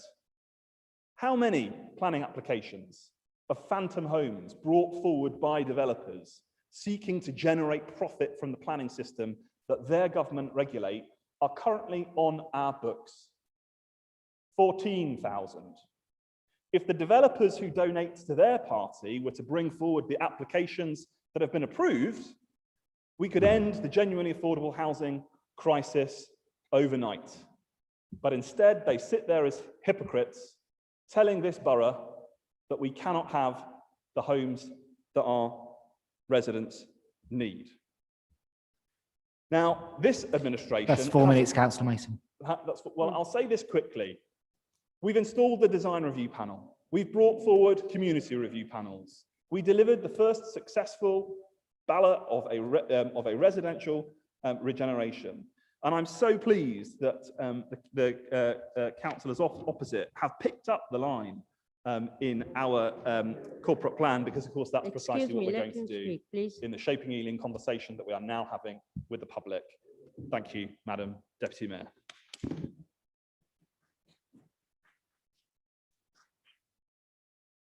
Councillor Stafford, now your turn. Thank you very much, Madam Mayor. And I don't quite know why Councillor Mason wanted to go in front of Councillor Munro. Maybe he doesn't trust him, or maybe he just wanted to give us that masterclass in obfuscation and hypocrisy. He used the word hypocrisy and hypocrite to describe us. But for a man who did not even mention one failing that this council has in housing, which was manifestly evidenced in that planning inspector's report, I think is an absolute disgrace and a kick in the teeth to residents who he told not 5 months ago that he was going to be an open, transparent and listening council. What a joke. The Conservative group has had a long-standing manifesto commitment to oppose inappropriate overdevelopment in this borough, because that is what the residents of Ealing want. And in that, and the outcome of the Manor Road development, there were three key issues. There was a clear failure to adequately record the number of units that have been approved in our current housing supply, a statutory obligation on this council that it did not meet. Secondly, that the local plan has not been updated for years, another statutory requirement on this council, and that there was no tall buildings policy. Now, finally, those numbers have been published in draft form, and we see that we are exceeding our targets of units. Now, of course, this is private development, which is being advertised in the Far and Middle East, not social housing or genuinely affordable housing, which is what this administration committed to. And residents rightly have been asking, and including the great Stop the Towers campaign group, is this incompetence or is it conspiracy? Now, generally, I favour the former, that it is incompetence.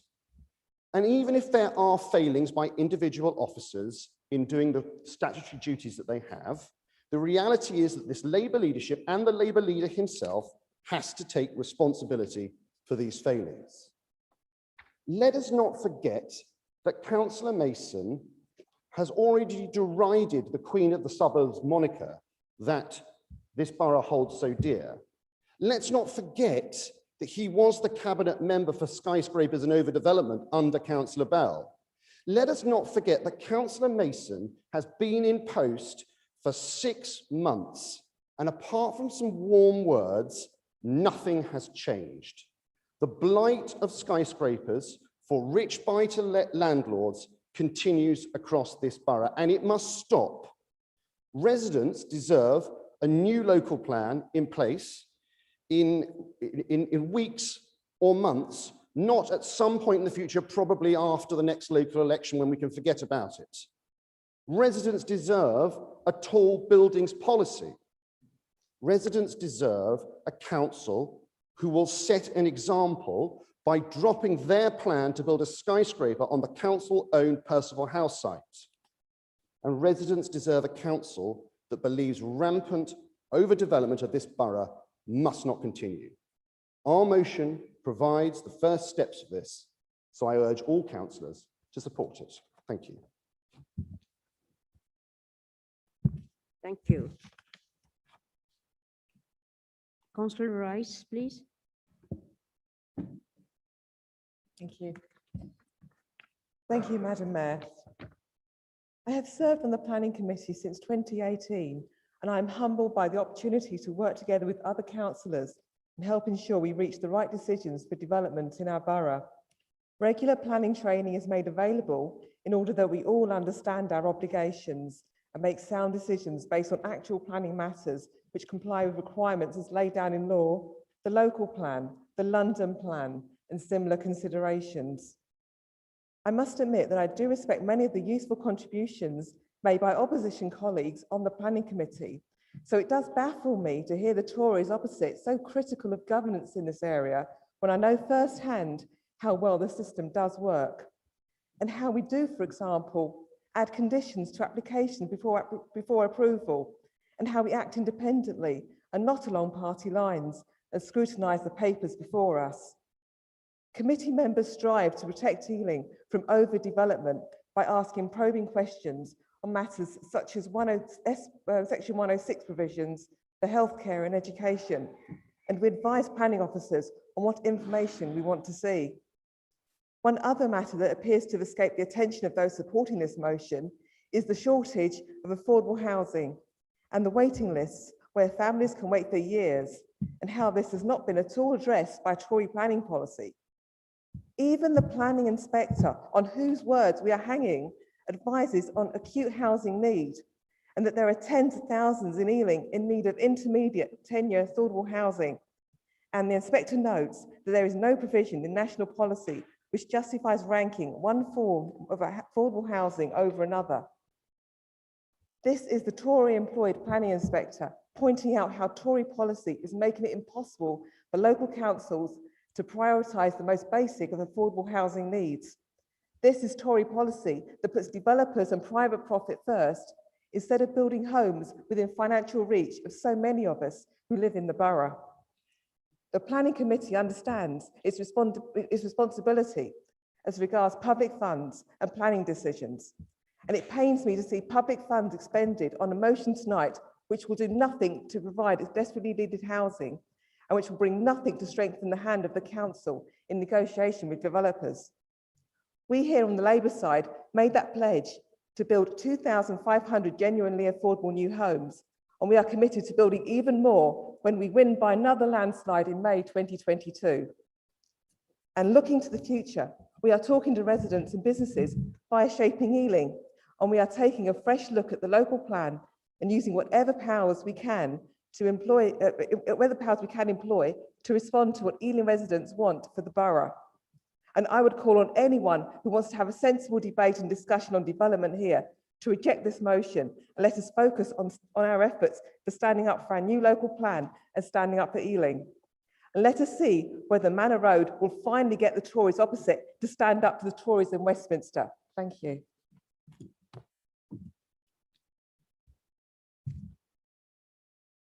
Councillor Debreska, please.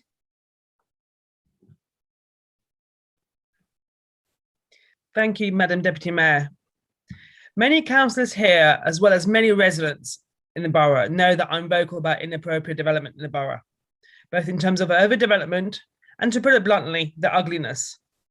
No one will deny the need for housing in London. However, it is about appropriate housing, relevant housing, be it private or affordable housing, but a place to call home. The biggest challenge we have is to welcome proposals that meet our needs to house families and individuals, and to provide sufficient infrastructure, in no particular order, in terms of transport, education and healthcare for those who need them. Ultimately, as councillors, policymakers, together with our town planners and planning officers, and to coin a new word, we should be very mindful not to claustrophobicize our 7 towns in this wonderful borough. Lacking a clear local policy on appropriate housing, or indeed the other way, how to prevent or minimise inappropriate housing, is concerning. It is key in any local planning policy to build homes, not units, not boxes, not rabbit hutches in the sky. No one wants to live like sardines.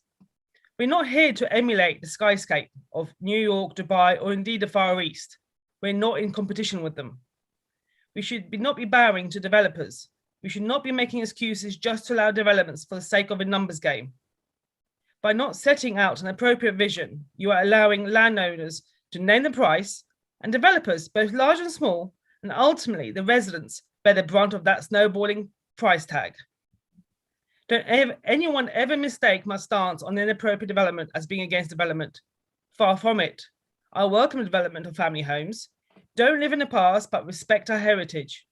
Creative, sustainable communities, and welcome many, including refugees and asylum seekers, to our postcodes to become our neighbours. Our neighbours are just that. They are neighbours, our neighbours. Instead, properties are being promoted to overseas investors who have no interest in our borough, our communities, and certainly have no interest in being our neighbour.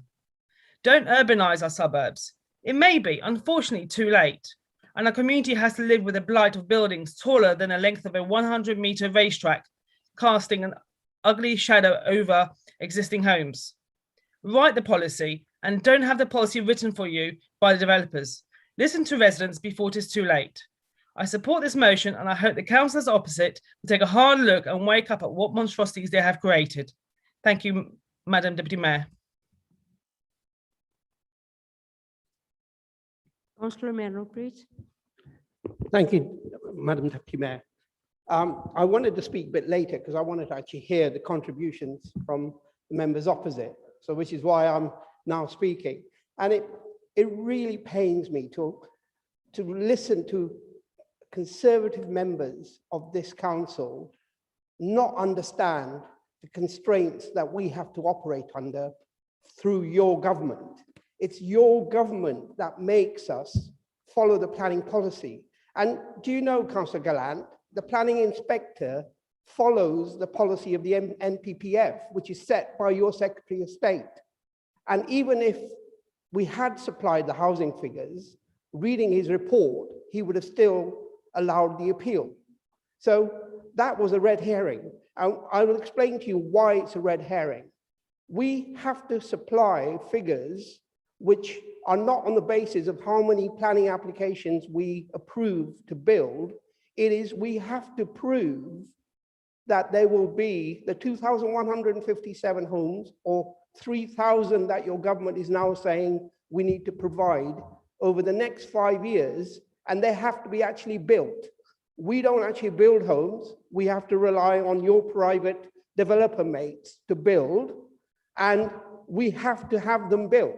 If we can't prove that in 5 years we will build those numbers, the government can take our planning powers away, and we have no control about development in the borough.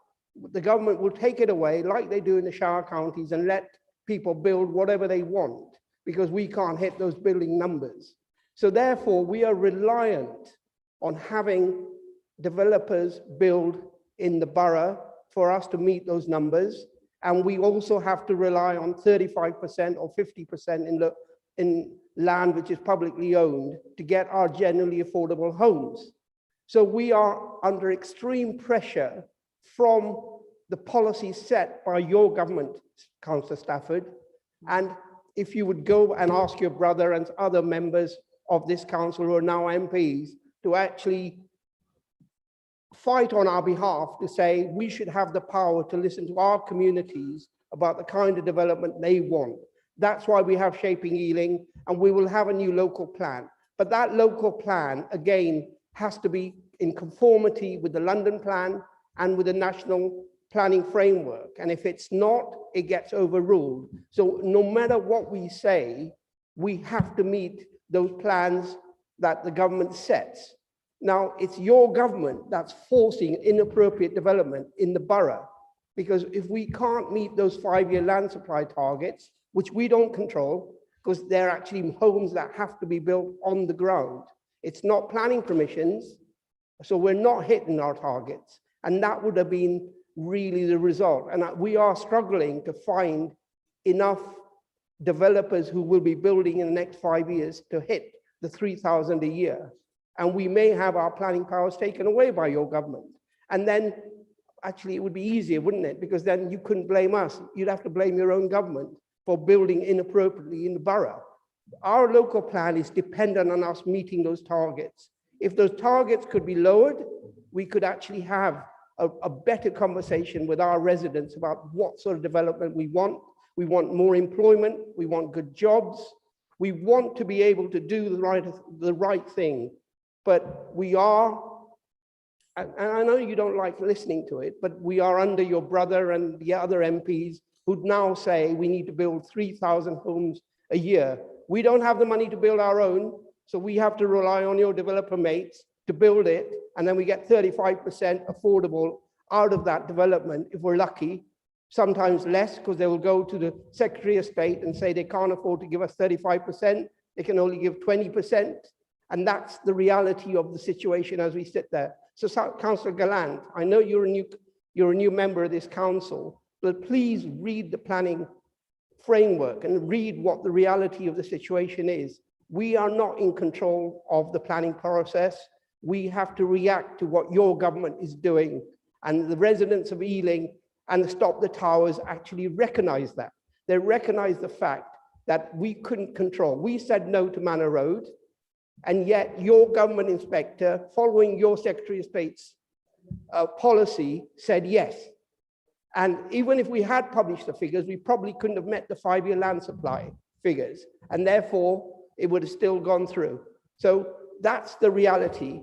And 4 minutes, Councillor Manro. And all I would say is that is the thing that you have to pick on. And I'm really sorry you're such hypocrites that you can't accept that's your government causing this problem and we're trying to resolve it. Thank you.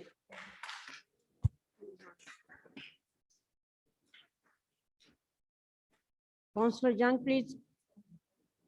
Excuse me, please. I said second time to you, please. Councillor Young, please.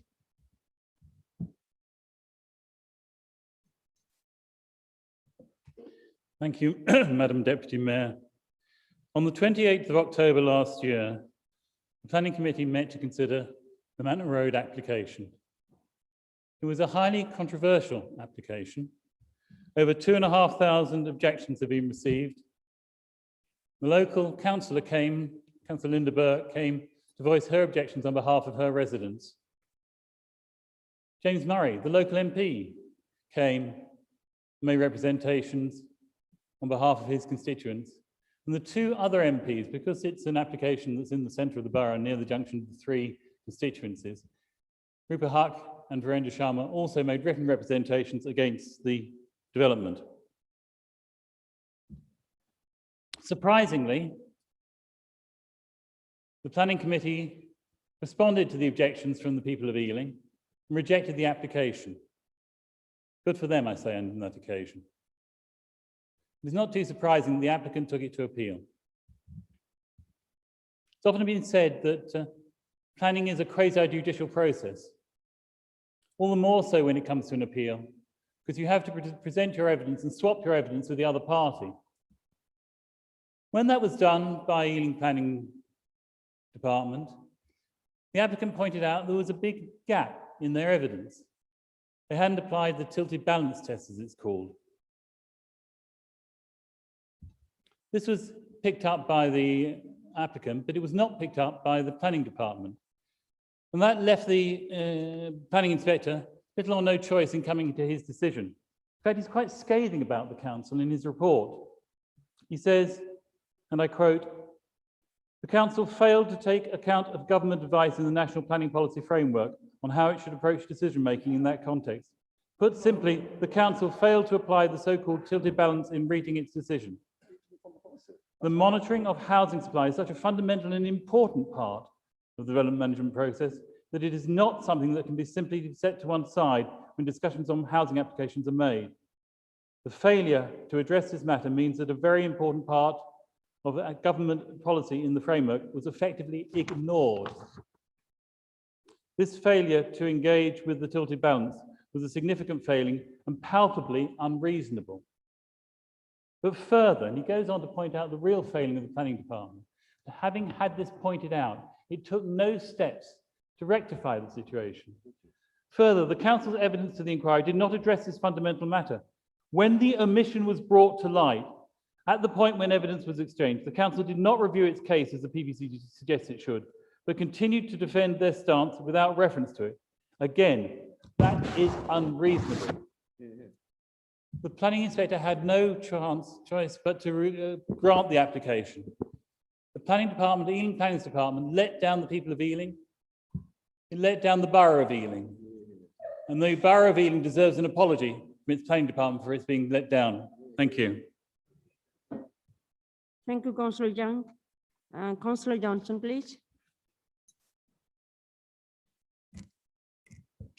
Thank you, Deputy Mayor. I think Councillor Young was a bit muddled there because he should be praising the members of the planning department who didn't take notice of the officers. They actually acted in a quasi-judicial way, as you said they should be. Now, I'm not sure that you actually speaking to the same motion that everybody else was.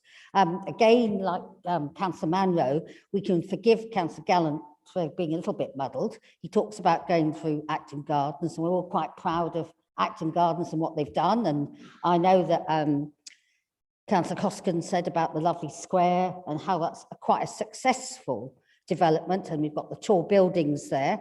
And if we want to talk about confidence, people on the South Acton estate who'd been moved out, decanted, have asked to come back. So people are quite happy about what we're doing. And Councillor Manro pointed out to you quite clearly, we do need the money, we need the land, and we don't build those things, those houses and homes ourselves. We depend on developers. So therefore, we have to take into consideration the cost, etc. Now, both Councillor Manro and Councillor Ball made the point that it's the government who set planning rules. It's not us. And it's a bit like the social care that we've been waiting for. And when we got it, it was a damp squid because it's no good. Now we're still waiting for the planning review. Now, Conservatives throughout the country have been up and down and in arms. They all say we need more resourcing. And also at one stage, your government was planning to take, as Councillor Manno said, everything out of our control, out of the control of residents, and just let government decide.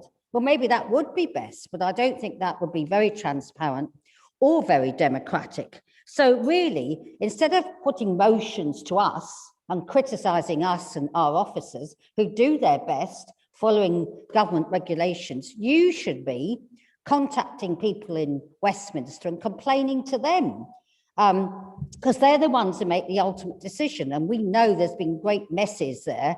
I think we know that Boris Johnson goes on holidays when there's votes on Heathrow, etc. So he's quite crafty about how he behaves. Now, so I honestly think that this is a muddled motion. We're doing our best. We can be very proud of the fact that we should have by next summer our 2,500 homes. And as Councillor Mason said, we have got 11,000 people still on the waiting list. So we do have to provide homes of all sorts of sizes. So I think we reject this motion. We do our best to make sure planning officers present cases, but it shows that we do have an independent planning committee who can make their own mind up and listen to people. And so I think there's some muddled thinking going on there. So can we reject this motion? And I think we do support the Liberal amendment. Thank you, Madam Mayor. Thank you, Councillor Johnson. Councillor Wall, sum up the amendments, please. Thank you, Madam Deputy Mayor. I'll be very brief. It's interesting that the Conservatives entirely blame the Labour Council, while Labour entirely blame the Conservative government. Neither side can see the big picture that both are part of the problem. Just to give two examples, Councillor Mason's speech was very good, and I agree with nearly everything he said about the government, but I think he should reflect that many residents see the current situation in Ealing as a developer's charter, to use his expression. Meanwhile, Councillor Young went through in forensic detail the Manor Road case, but he cannot accept that ultimately the Manor Road inspector determined the application under the Conservative government's MPPF. I think this is just a classic example where it's left to the Liberal Democrats as being the only people in the room that can actually see the failings on both sides. Just finally, I do welcome that the majority party will be supporting our amendment. Thank you. Thank you. Councillor Glanton, please sum up. Thank you, Madam Mayor. Thank you, Madam Mayor. I just reminded Councillor Johnson, if she'd listened to what I'd said, I walk through Acton Gardens with pride and see what's actually happened there. And that's a place that people want to live. One of the reasons is that it's very, very dense, but it is not too tall. For a new administration that prides itself on engagement with its public, really grassroots engagement with its public and sensitivity to what its public wants, I haven't heard a word about that. All I've heard is a massive criticism of the Tory government. And this, if I may say so, does not sound confident at all. It sounds desperate. It sounds as if you just simply cannot admit that 55 West went ahead because of your failings. And I'm afraid it is the case, because if those figures have been available for the planning inspector, that decision of the planning committee, which Councillor Rice has defended, and I too thought it was exactly the right decision, would have been upheld. And then I think that's just about enough, because we've descended into a sort of triangular slanging match about the political parties, when it really is about Ealing and about what people do on the ground in Ealing. And that's where I started, and that's where I'll finish. Thank you, Mr. Mayor.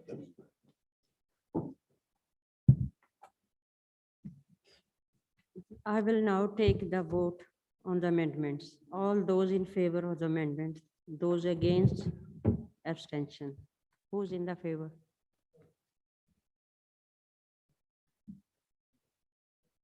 Amendment. So that's those in favour at the moment. Okay.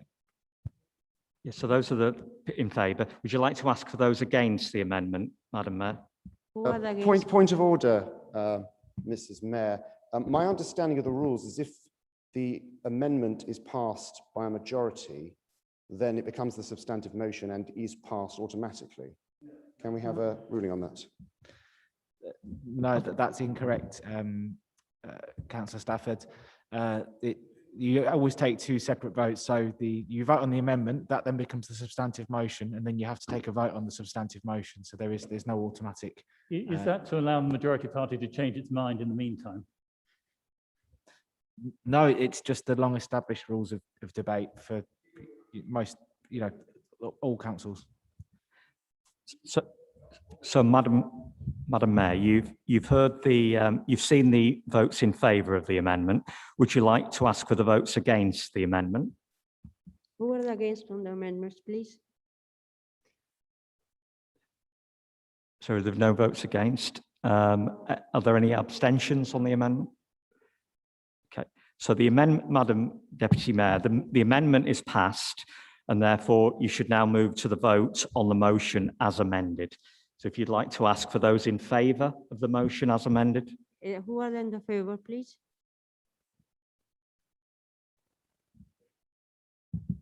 And those against the motion? Any abstentions on the motion? No. In that case, the motion is lost. And Madam Mayor, you can move on to item 12, the other motions for debate. I call on Councillor Raza to move the majority party's motion for debate. I rise to move this motion on tackling inequality in Ealing. We speak every day about the incredible diversity of Ealing, and it's our watchword, it's what we celebrate. It's at the heart of our communities. It's undeniably true that this is a borough where, for the most part, we live side by side and in harmony with each other as good neighbours. But merely celebrating our diversity is just not good enough.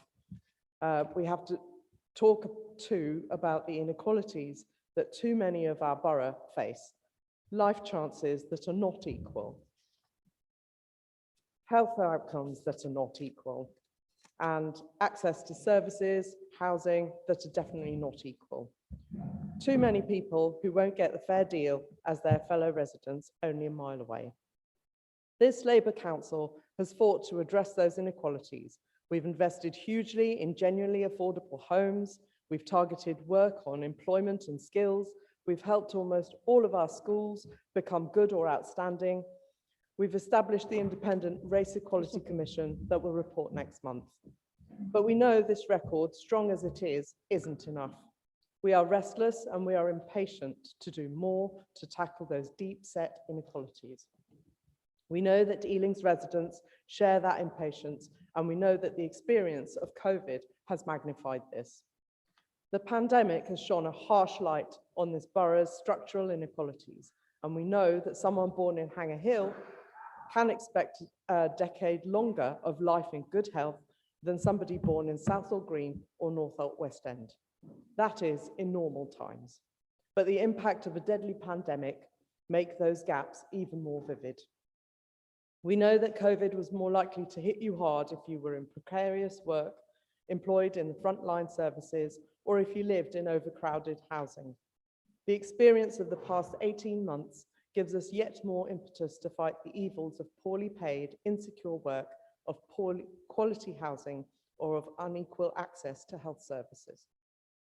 I don't believe that the residents of Greenford, of Southall, of Northolt work less hard than those residents of Ealing or Southfields, but they earn on average £30,000 less. I don't believe that the Black and minority ethnic communities are less employable, yet employment rates in some communities are over a third lower than those amongst their white counterparts. I don't think a woman has less of a right to feel safe on our streets than a man, yet twice as many women feel unsafe walking Britain's streets at night as men do. So the urgent work to tackle those structural inequalities continues. Madam Deputy Mayor, this motion sets out some key actions that we will take immediately, but it only scratches the surface of our ambitions. I'm delighted to have this month launched the Safer Ealing Partnership conversation with the borough's women and girls on how we make our streets and public spaces safer for everyone. I'm looking forward to publication of the Race Equality Commission's report, which I'm sure will present some challenging conclusions on how the council and our public sector partners will work. We must be prepared to rise to that ambition, and the administration certainly will. We will implement the Commission's recommendations to the council, and we will provide the resources to do so. COVID, the murder of George Floyd in the States, the murders of Sarah Everard, and closer to home, those of Nicole Smallman and Bieber Henry, have all come together in the past 2 years to remind us that the fight for equality is far from won. This Labour administration acknowledges that. In too many areas, Tory austerity and a climate in which intolerance has become tolerated have reversed so much of the progress that we had made. We celebrate the achievements, both locally and nationally, that so many have fought for, struggled and sacrificed for, but we owe them not to become complacent, and this administration has made the fight against inequality one of its 3 priorities.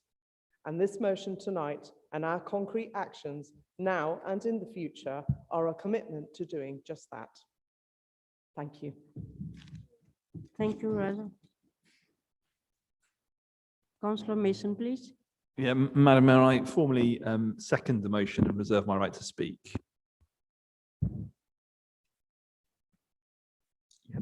Yeah, move on to the next councillor, Madam Deputy Mayor. Councillor Conti, please. Thank you, Madam Deputy Mayor. We support this motion. Seeking out the root causes of inequality and tackling them should be a priority. I agree with Councillor Raza that we shouldn't be complacent. The circumstances of your birth still have an impact on your life chances. That is why levelling up, and not just in a geographical sense, but so that all the determinants of this need to be challenged. Every young person should be able to fulfil their potential, because it's not just that person who loses out, it's the society as a whole, when we miss that enormous opportunity to allow their talents to flourish.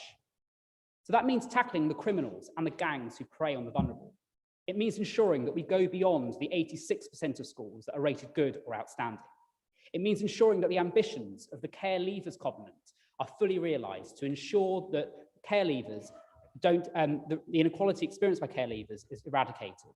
It means ensuring that the National Skills Fund, which has been developed to ensure low earners are able to retrain throughout their working life, reaches the people that need it. It means tackling the health inequalities that are both the drivers and the symptoms of wider inequality in our society. Now, tackling health inequality is vital for our prosperity, not just for individuals and their families, but for society as a whole. And I wanted to touch on 3 areas to help try and tackle this. Firstly, social isolation is being seen as a cause of poor health, including an associated 50% excess risk of coronary artery disease, which is one of the biggest causes of the gap in Ealing life expectancy. Effective social support networks are vital to tackling isolation and loneliness, and these are important throughout life. We know that maternal isolation associated with serious family hardship, economic instability, and maternal depression or family violence can lead to toxic stress, which would impact on the life chances of children even before they're born, to entrench further inequality. Some local authorities run a companion support scheme for expectant mothers who are most isolated in their communities, which continues for the first few months after delivery. And it's been shown to be successful in reducing isolation in these vulnerable groups, assisting them to prepare for parenthood, supporting them in their first crucial few months, which are so important for both mother and baby in shaping their future. It would be great if we could support such a scheme here in Ealing. Secondly, the Marmot Review in 2009 highlighted that the built environment plays an important role in tackling social isolation, but also improving both mental and physical health, where availability for public open spaces, squares and green space close to where people live helps to facilitate social contact and strengthen the social ties that we all value so much. And I think in the last 2 years has highlighted. And so it's disappointing when on planning committees, for example, I was one just the other month where a development didn't meet the required minimum standard for green space on that development. But because the developer gave Section 106 money for parks that were a number of miles away, that was recommended by the application was recommended. We should be ensuring that there is at least a minimum green space standards for all the new developments that we're recommending in our borough. Thirdly, COVID has shone a light on the persisting health inequalities. And vaccinations, as we spoke about earlier, are a literal lifeline against COVID. We know that groups that are most distrust vaccinations are from the most deprived communities and are putting those communities further at risk. I know the motion talks about access to COVID vaccinations, but like in other areas of health, we need to ensure that trust and the right information reaches the most isolated. Along with needing volunteers to help deliver jabs, we need an army of health champions, drawing volunteers from many communities in the borough that can be empowered to take vital health messages, even beyond COVID, into these communities. Madam Deputy Mayor, we celebrate the diversity of our borough and we support this motion to search out, tackle inequality and level up our borough for all its communities. Thank you. Thank you. Councillor Basuti, please. Thank you, Madam Deputy Mayor. Inequality is not something exclusive to Ealing. It's growing an ever noticeable problem within Britain today. To put it simply, growing inequality is linked to poor economic performance, greater economic instability, more social tension, insecurity and unhappiness. And this is worrying because inequality in income, wealth and opportunity between classes, regions and generations is worsening. When I was at school, I remember my parents having pretty ordinary jobs that enabled them to buy their own home, a decent car, and provide me with all that I needed and wanted when growing up. They even was able to send me to university. That sort of economic and social mobility that my parents experienced is increasingly difficult for many to achieve today. A tragic event 4 years ago epitomised inequality. That event was the Grenfell Tower disaster. It wasn't just a horrific accident with severe loss of life, but it illustrated how the less well-off were not listened to by those in authority. Nor can this council claim any glory in that respect. For instance, catering staff at Ealing schools earlier this year branded this council a disgrace for failing to ensure they paid the London living wage for the last 8 years since becoming an accredited living wage employer. As for housing, though this council has committed itself to providing 2,500 genuinely affordable homes, a positive step in the right direction, compare that to the 11,000 families on the council housing waiting list, this is a drop in the ocean to what is needed in the borough. It will only exacerbate the inequality gap. A few years ago, this council forced through a minimum payment for people on the council tax support scheme, only to do a U-turn a year later after a Lib Dem campaign, realising increasing numbers of people getting into debt and being evicted as forewarned. Lib Dems in Ealing have risen the awareness of homelessness in our borough on many occasions. Some of our councillors slept rough for the YMCA, pre-COVID of course, raised a substantial amount of money. We've contributed to funds to charities via ward forums, such as Acton Homeless Concern. Again, this is a drop in the ocean to what is needed. However, recent lockdowns have proven that we can almost eradicate homelessness overnight, even if temporarily, with the right resources and sufficient funding. We've also rallied residents to donate to Ealing Food Bank in what they required during the lockdowns, recognising the fact that some families were and still are struggling at this time. I do recognise the council's COVID response has generally been excellent, which we've praised before. However, this council's record on inequality seems patchy. It seems sometimes decisions are made purely in financial terms, not considering what the social consequences will be on equality. This is not even the tip of the iceberg, Deputy Mayor. This is a small snapshot to many, many elements to inequality within our borough, some of which go beyond what we can do at a local government level. And perhaps we need strategy, like the one we have for the climate emergency, in what we can influence at a local level and how to tackle inequality in our borough. Thank you.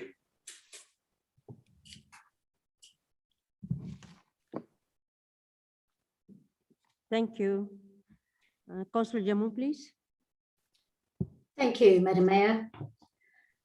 Madam Deputy Mayor, a debate like this always leaves me with mixed emotions. I'm incredibly proud that Ealing Labour supports the fight against inequality. I am proud that's a key priority of our council. And I'm proud that we have both resourced and committed to implement all the recommendations of the Independent Race Equality Commission. But I'm heartbroken that this is still necessary in the year 2021. Under the last Labour government, pay inequality between men and women narrowed by more than 7%. Under Boris Johnson, that gap has grown by 13% in the last year. Ethnic minority groups are still twice as likely to be unemployed than white people. TUC research has found that Black workers with degrees earn almost a quarter less than that of their counterparts. And Black women are 4 times more likely than white women to die in pregnancy or childbirth. Women from Asian ethnic backgrounds face a twofold risk, and women living in the most deprived areas of the UK are almost 3 times more likely to die than those in the most affluent areas. But there is clearly no will from the Tories nationally to actually fight these inequalities. In 2019, they consulted on introducing ethnicity pay gap reporting, but nothing has happened. That's just one of the reasons why I'm supporting this motion to start the work we need to do locally to start transparent ethnicity pay gap reporting. Then the Tories set up their own ironically named Commission on Race and Ethnic Disparities.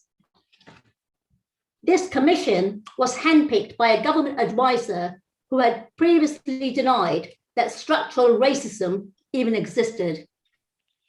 Madam Deputy Mayor, if you don't start a commission grounded in reality, every recommendation is going to be pretty useless. It concluded that racism just wasn't that much of a problem and that institutional racism doesn't exist. And it claimed that the UK's slave period was not only about profit and suffering. It's since been condemned and rejected by the UN High Commissioner for Human Rights for denying the existence of institutional racism and repackaging racial stereotypes as fact.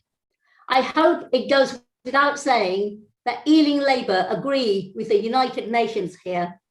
You cannot have an honest conversation about how to fight inequality if you keep trying to deny that it exists. The evidence is very clear.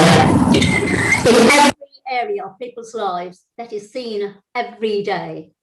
As Ealing Labour councillors leading a borough with rich cultural history and communities from all over the world, we will always put the lived experiences of local people first. Madam Deputy Mayor, I look forward to reporting of the independent Ealing Racial Equality Commission and to accepting its findings in full. Thank you. Thank you, Councillor Jammu. Councillor Milken, please. Yeah, thank you, Madam Deputy Mayor. As the opposition, levelling up all parts of the borough is hugely important to us as Conservatives, and we will be supporting the motion this evening without amendment. The motion talks about fighting inequality, but unfortunately there are 2 glaring omissions from the motion. One is education, and the other is the contribution made by volunteers. We recognise that getting a good start in life through a quality education is one of the best ways of ensuring that our young people develop to their full potential. So let's get specific then on how the government is funding education in Ealing, with its huge emphasis on levelling up.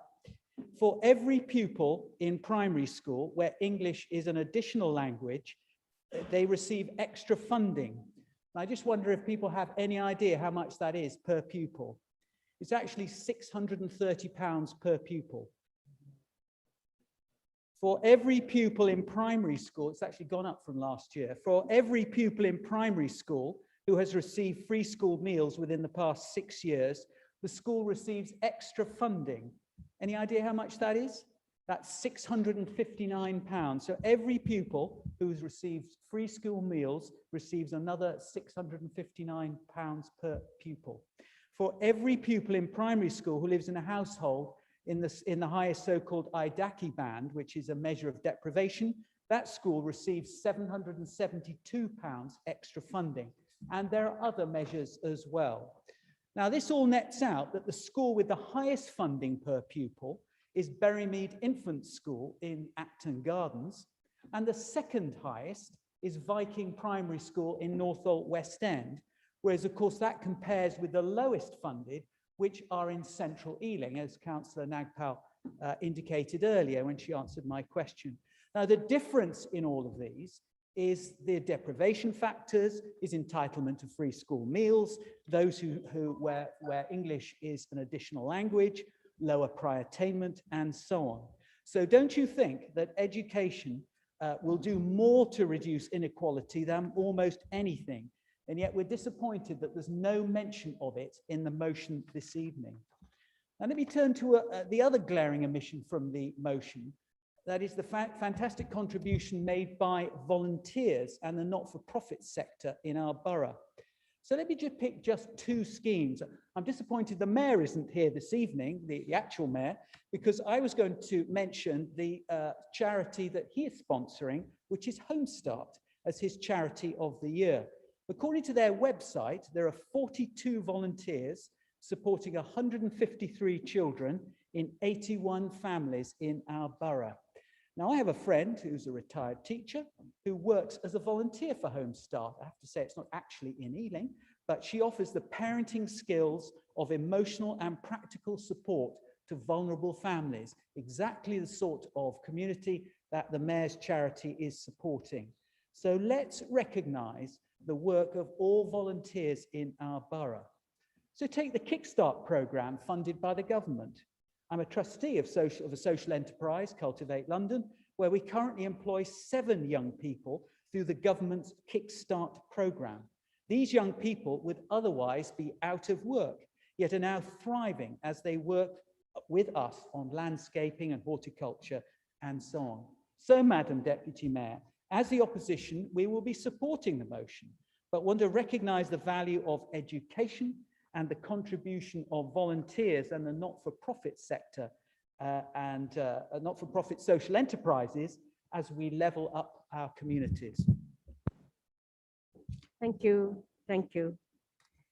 Councillor Anjan, please. Madam Deputy Mayor, I think Councillor Shaw wants to make a contribution.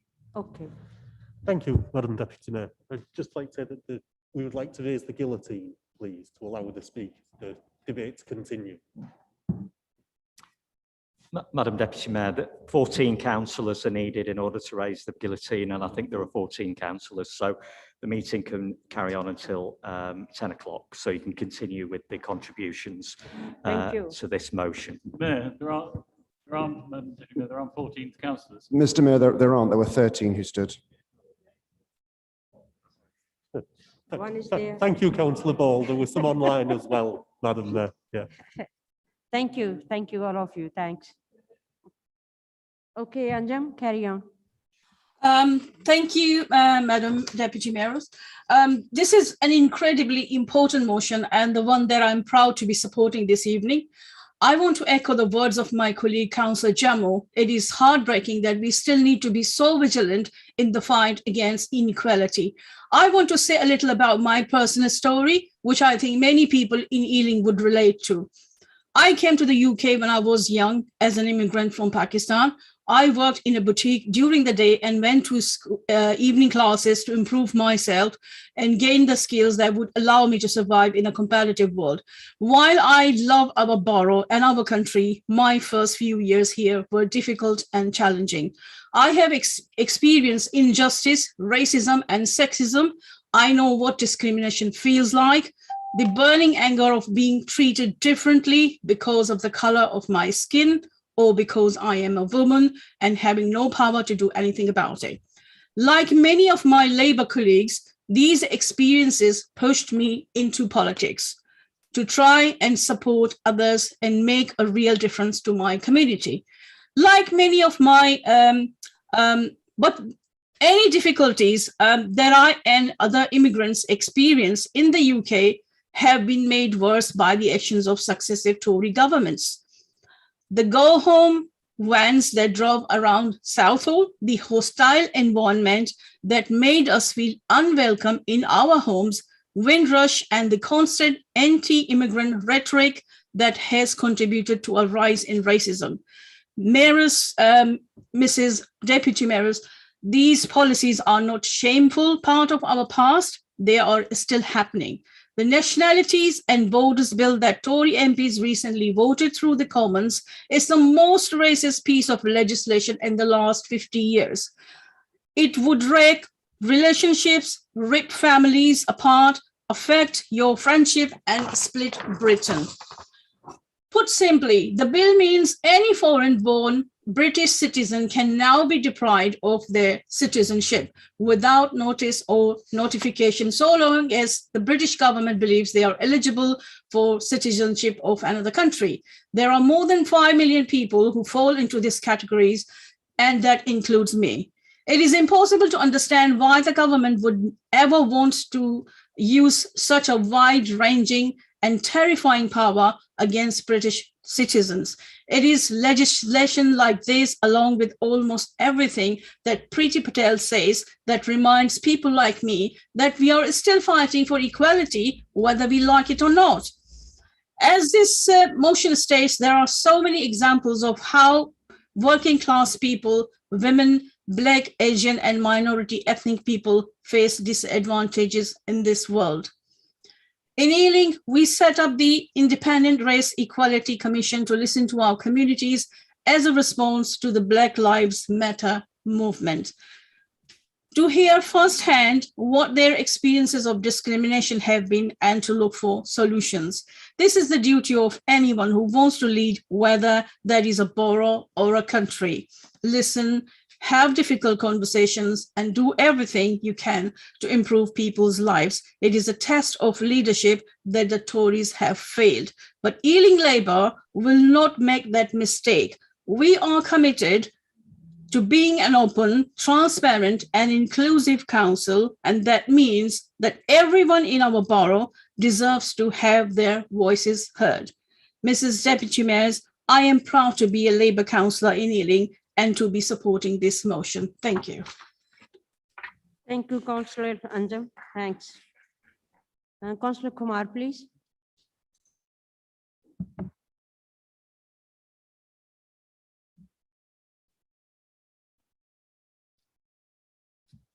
Madam Deputy Mayor. It is evident as elected members that although we cannot guarantee equal outcomes, we can guarantee equal opportunities. I therefore welcome this motion. The topic is very current, especially given the number of recent high-profile cases linked to the Black Lives Matter. But beyond the topical nature of the motion is the admission that you get what you work for, not what you wish for. More hard work is needed to address the structural inequalities that still exist. The motion notes that there are 11,000 families currently on Ealing's housing waiting list, and those stuck in the private rented sector face rising rents and shoddy accommodation, with house prices remaining out of reach for so many. Half of our population is from diverse backgrounds, with over 170 languages spoken here, which is wonderful. And the motion further commits to working to ensure that the council workforce is reflective of the diverse communities we serve at every level. I hope that this will include diverse corporate teams as well in future. This is an amazing borough. I had the opportunity to meet some young children, and I was invited to meet some young children from vulnerable backgrounds during half term. And it really broke my heart. They were on free activities, but it broke my heart when these children who were aged 10 and under had several questions for me. Anything from, actually the mayoralty, to wanting to live in a good home, to seeing more flowers and plants, and to helping the homeless. But they did not feel that they were able to, because that sense of belonging was missing. And that is why I say that this is an amazing borough with a fantastic and a great community. And I've seen that during the COVID period, and how much has gone into it. And I will do what I can to fight inequality in Ealing. And I support this motion. Thank you, Mr. Kumar. Can you switch off your mic, please?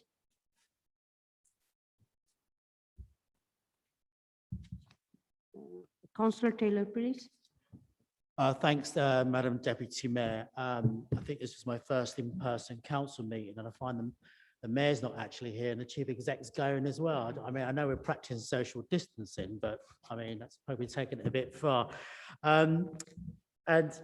Thank you, and Councillor Raza, for moving this motion. She did allude to the fact we often have motions and we often talk about celebrating and valuing diversity. But what this motion is a bit more than that, is actually recognising those inequalities that have existed for years throughout our society. And I know her role as the cabinet member for tackling inequalities, particularly, it will take that seriously, and I hope it will do justice to that. Madam Deputy Mayor, there are many success stories across different communities and people in our borough, often achieved through sheer hard work and in spite of the barriers, and you and your husband are probably living examples of that as well. But the cold hard reality is that inequalities, whether gender-based or ethnically based, inform and blight the lives of many of our residents. And as Councillor Raza and others have informed, the past 21 months, COVID has shown a light, not just shown a light on racial inequality, but took a bloody great big flaming torch to expose what many of us have known for years. And as colleagues around the hall tonight will know, we've made equalities a focus of the Overview and Scrutiny Committee this year. And we had a presentation on a refreshed council plan with the council leader. And the last meeting we had also focused on inequality, especially race inequality within our own workforce as well. And equalities will continue to be a theme throughout the rest of the year. Now, I know this motion contains a lot of data, and I'll say, statistics alone won't tackle inequality, but it's about those interventions and actions that are going to result in change, which is why some of them are spelt out within the motion. Now, we made a number of recommendations at last OSC meetings to the Cabinet about improving the diversity of our workforce, and hopefully Cabinet will be able to adopt some of those. We weren't able to hear about the work of the Race Equality Commission because it hasn't finished yet, and I'll extend my thanks certainly to the work of the commissioners who've undertaken really a once-in-a-generation opportunity for us to undertake serious work to tackle inequality. But that report should not be the final conclusion. It should be a launch pad for change, not just for Ealing, but also for London and the country at large. One other area I really wanted to focus on is around homelessness. I've made reference to it in the motion and the impact upon young people and those of LGBTQI background. I mean, the Albert Kennedy Trust, which is an organisation, did estimate back 2-3 years ago, there's 10,000 young people of LGBT background aged 16 to 25 made homeless due to their sexuality. you know, and most of them who end up sofa surfing. But that became very difficult during the pandemic, with friends no longer able to house them during that pandemic. And no doubt, and it is a problem I know aware of that exists in Ealing as well. And evidence from Stonewall Housing, which is another small housing organisation, of whom I used to be a trustee, found from their research, 2/3 of those seeking housing advice from a Black and a minority ethnic background. So there's a double jeopardy there for people who are made homeless. But leaving home not by choice, but through the attitudes of society and the lack of safe spaces to stay. But being no doubt, as colleagues have already highlighted, the extent of that inequality has been made worse by the years of austerity. Those cuts in local government finances have reduced employment opportunities for people in the community. The reduction in supported housing has reduced the ability of young people to secure safe, secure and affordable housing. So what councils need is the finances and the ability to identify those pathways and housing opportunities for young people. Ealing Council, like most local government and the Mayor of London, are doing their best, but the finances from government have really remained focused on running down local government. We do need a serious government to take over, not one that's prancing around organising secret Christmas parties during lockdowns, but actually addressing the real inequalities that exist. And I have to say politically, but I don't know the opposition agree in this motion, but what we do need really to achieve that equality is going to be a Labour government. Thank you. Thank you, Councillor Taylor. Councillor Stratford, please. Mike. Madam Deputy Mayor, the Leader of the Council would like to make a contribution. I think I'm being allowed to go, as it were, if that's okay with everyone. Okay, thank you, Madam Deputy Mayor, and thank you to the mover and seconder of these motions. As has already been said from our side, the Conservative group supports the motion in front of us, and it is one of the many great features of the London Borough of Ealing is its diversity.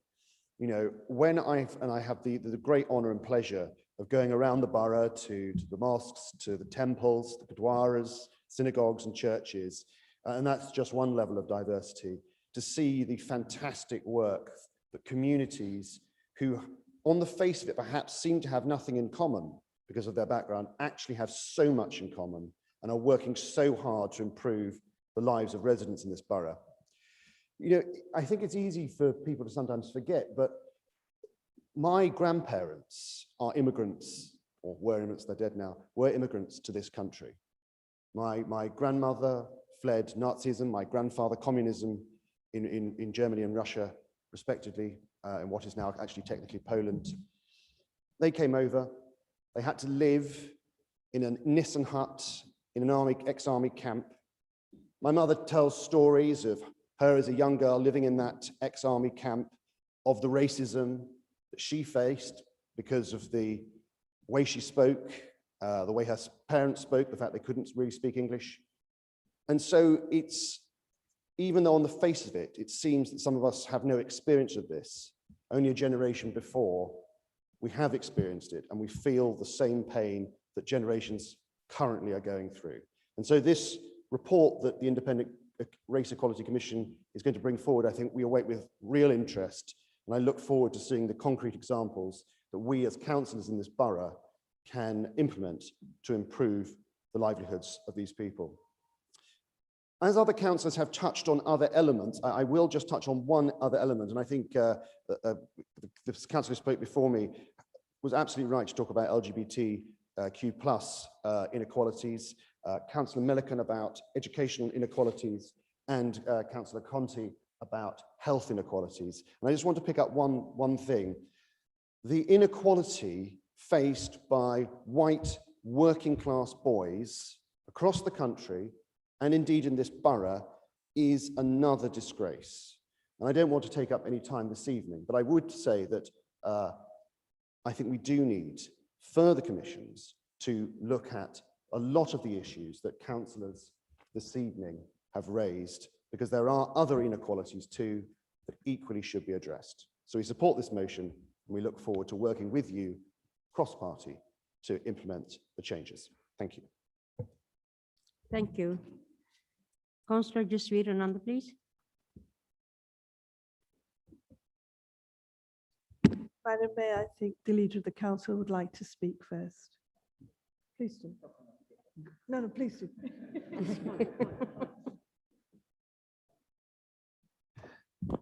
Thank you, Madam Deputy Mayor. I rise to formally second, or rather to second the motion and also to speak. I'm so pleased that we could have invited Councillor Raza to propose the motion as the Council's first Cabinet member for tackling inequality, partly as a symbol and a signal to the Council and to the community that we take this issue incredibly seriously. It shouldn't have taken either a pandemic or for an incident 4,000 miles away in Minnesota to have shed a spotlight in the last 2 years on the serious structural racism and institutional inequalities that so many of our communities in this borough face. We know that people living in Southall Green, the ward I represent, on average earn less than half of those living in the ward of Southfields on the other end of the borough. We know that women living in Norwood Green live 15 years less than those living in Northfields. I think we know the character of those two places. But we also know that whilst the borough, 10% of our borough are people from Black and African backgrounds, Caribbean backgrounds, 23% of the council's tenants, 26% of those on our housing waiting list are from that very same community. And we equally know that those who are at risk of exclusion from our schools come from disproportionately Black and minority ethnic communities. Now, these are very difficult, hard things to discuss because they refer not just to the situation as it is, but the deep ingrained structural barriers that prevent people and families and young people from reaching their full potential. But we wouldn't be an open, transparent, and inclusive council if we did not have the courage to discuss some of these most difficult issues. And therefore, when the Race Equality Commission, chaired by Lord Willey, reports to the council, we will, of course, be, as we have committed to, implement all of the recommendations. Now, if you'll allow me, Madam Deputy Mayor, I'm going to respond to a few points because I think it's important in the context of the points that have been offered by councillors opposite. We certainly welcome the commitment to support this motion. But I will point out a few hard realities.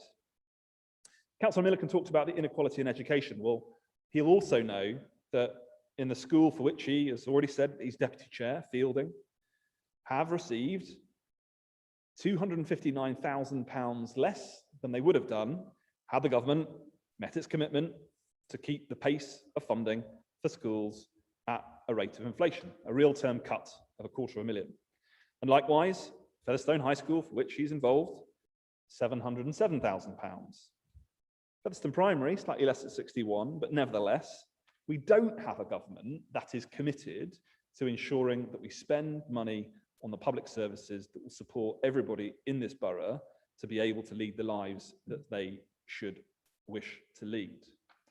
And Councillor Conti is entirely right to point to the Marmot Review of 2009 that made very plain and clear that the best possible way of reducing health inequality in this country is to improve people's housing, their access to income, and all of those wider things, those wider impacts that impact people's challenges.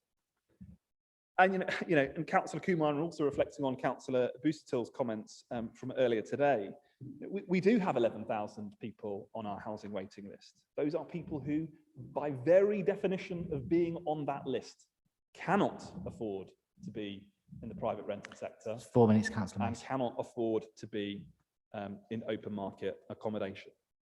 Therefore, it's the priority of this administration in its 3 priorities that we will continue to tackle inequality. We will tackle it wherever we find it to ensure that we are delivering the kind of open, transparent, and most importantly, inclusive borough for all of our communities. Thank you, Councillor Mason. Councillor Manro, please.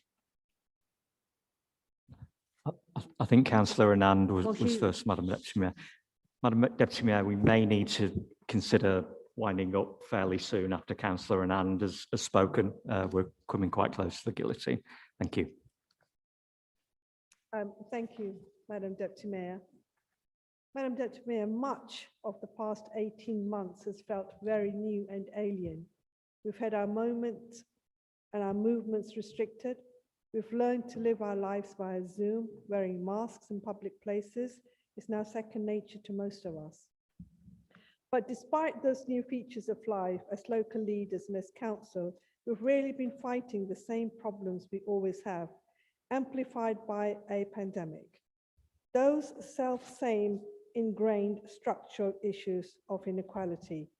If you are poor, if you are in an insecure employment, if you are from a Black or minority ethnic community, or if you are elderly, disabled, or have poor health, then the pandemic has almost certainly hit you harder. That might be in the terms of your health outcomes and whether COVID becomes a serious threat to you. It might be in terms of your financial situation and whether you have the savings or support to get through a period of isolation, unemployment, or illness. It might be in the terms of how your educational attainment and life chances are impacted by months without physically going to school. Madam Deputy Mayor, beneath each of those lies the structural inequalities that we know permeate our society and our borough. Inequalities that have been worsened by 10 years of Tory austerity, 10 years of Tory cuts to vital public services, 10 years of botched Tory reforms of welfare that have left us with record levels of child poverty and record levels of in-work poverty. Madam Deputy Mayor, those cuts, those vindictive slices of the income of families left us in a situation where a crisis like COVID would set back the work of fighting structural inequalities more than it needed to. And we can see the Tories in government haven't learned that lesson. They're still doing the same thing all over again. Whether it's a £20 cut to universal credit or a social care package that does nothing for social care but still hits the pockets of working families. Madam Deputy Mayor, this motion sets out those inequalities that still hold our borough back. It sets out the deep unfairness of people at one end of the borough having decades more healthy life expectancy than those a few miles away. It sets out the injustice of huge gaps in household income between the east and the west of this borough. These aren't facts of life. This isn't the state of nature. We don't have to put up with this in structural inequalities. Madam Deputy Mayor, this council works every day to address this unfairness and those inequalities.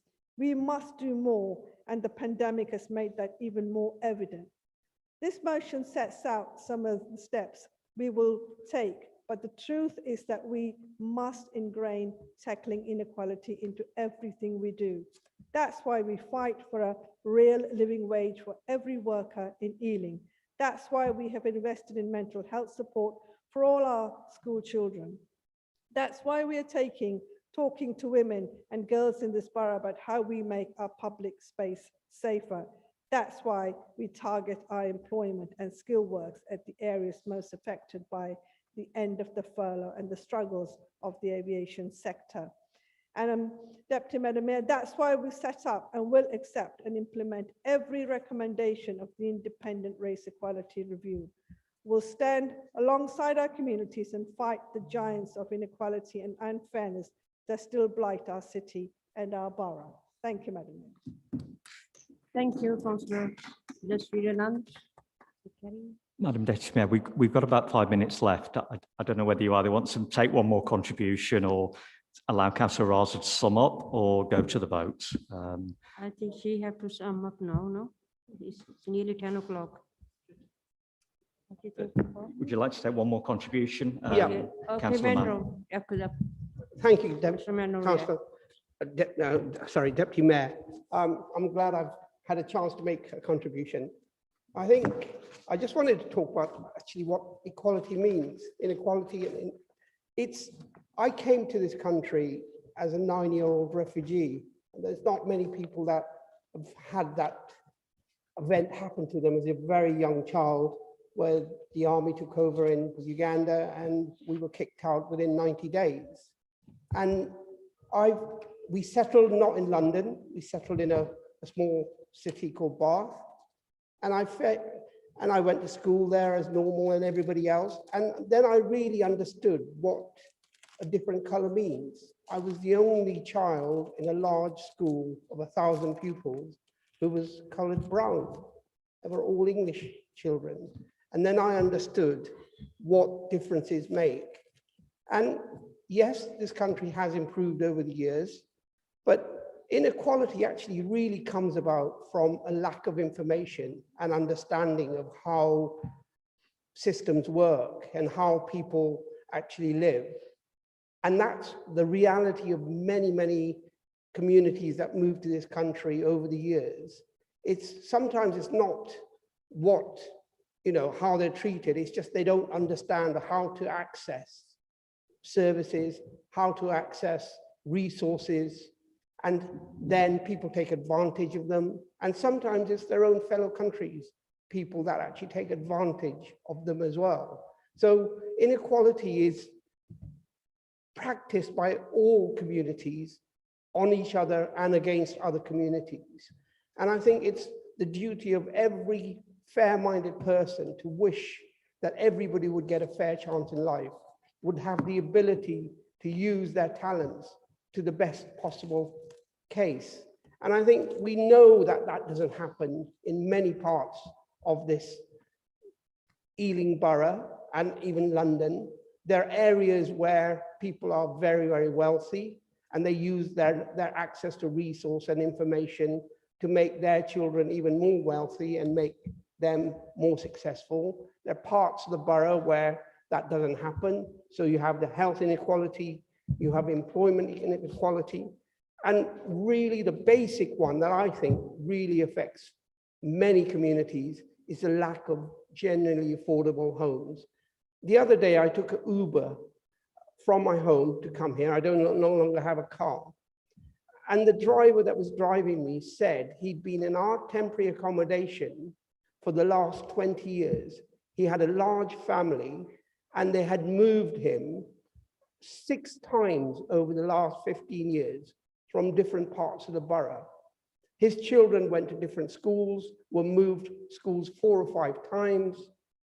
That family has faced massive inequality.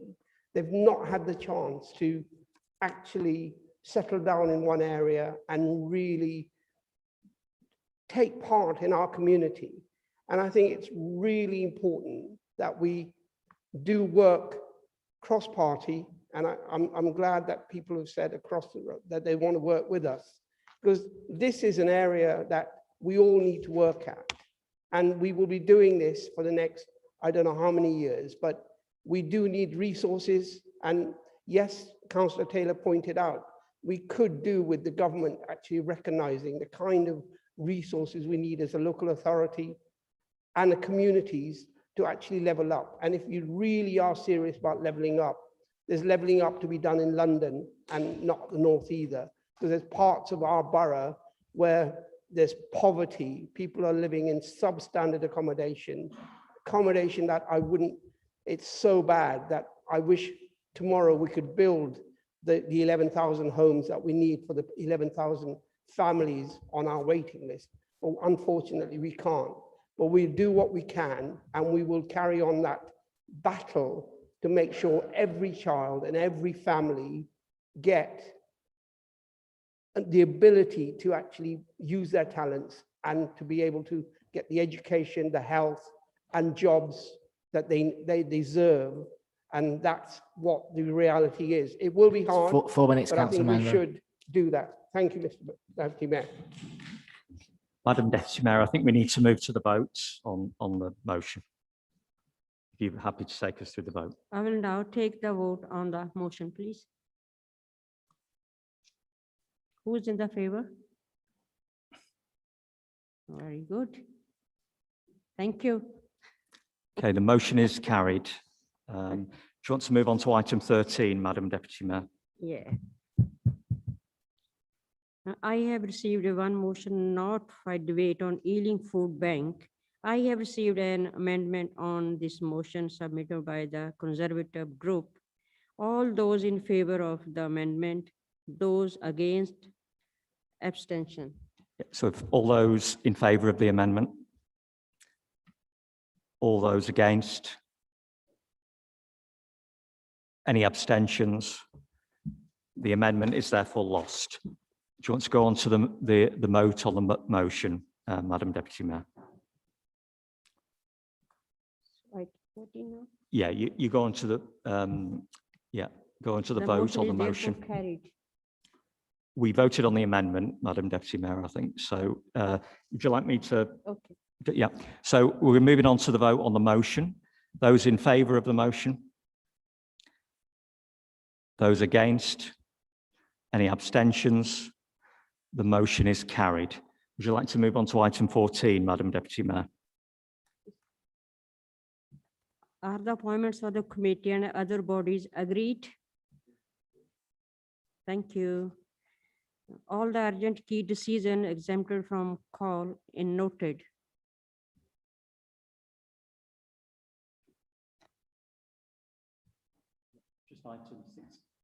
Just item 16, Madam Deputy Mayor. I will announce after 1 minute. First, I want to say something. Before the closing the meeting, I will say to thank you very much, Mr. Paul, Sam, Helen, for your support. I'm just arranging meeting today, but first off, from the beginning, they phoned me, I was really scared. But how can I manage? But hopefully, their support, they give me support so I can manage. I'm very thankful, all of you and all my colleagues, everyone is there. Hopefully, I did few mistakes. In future, I will try my best to improve all these things. So the next meeting is in the March, 2nd of March. Before I leave the meeting, I wish you all Merry Christmas and Happy New Year's. And keep in mind one thing, the COVID is not gone yet. Keep the instructions from the government as well under Borough of Ealing. Thank you very much.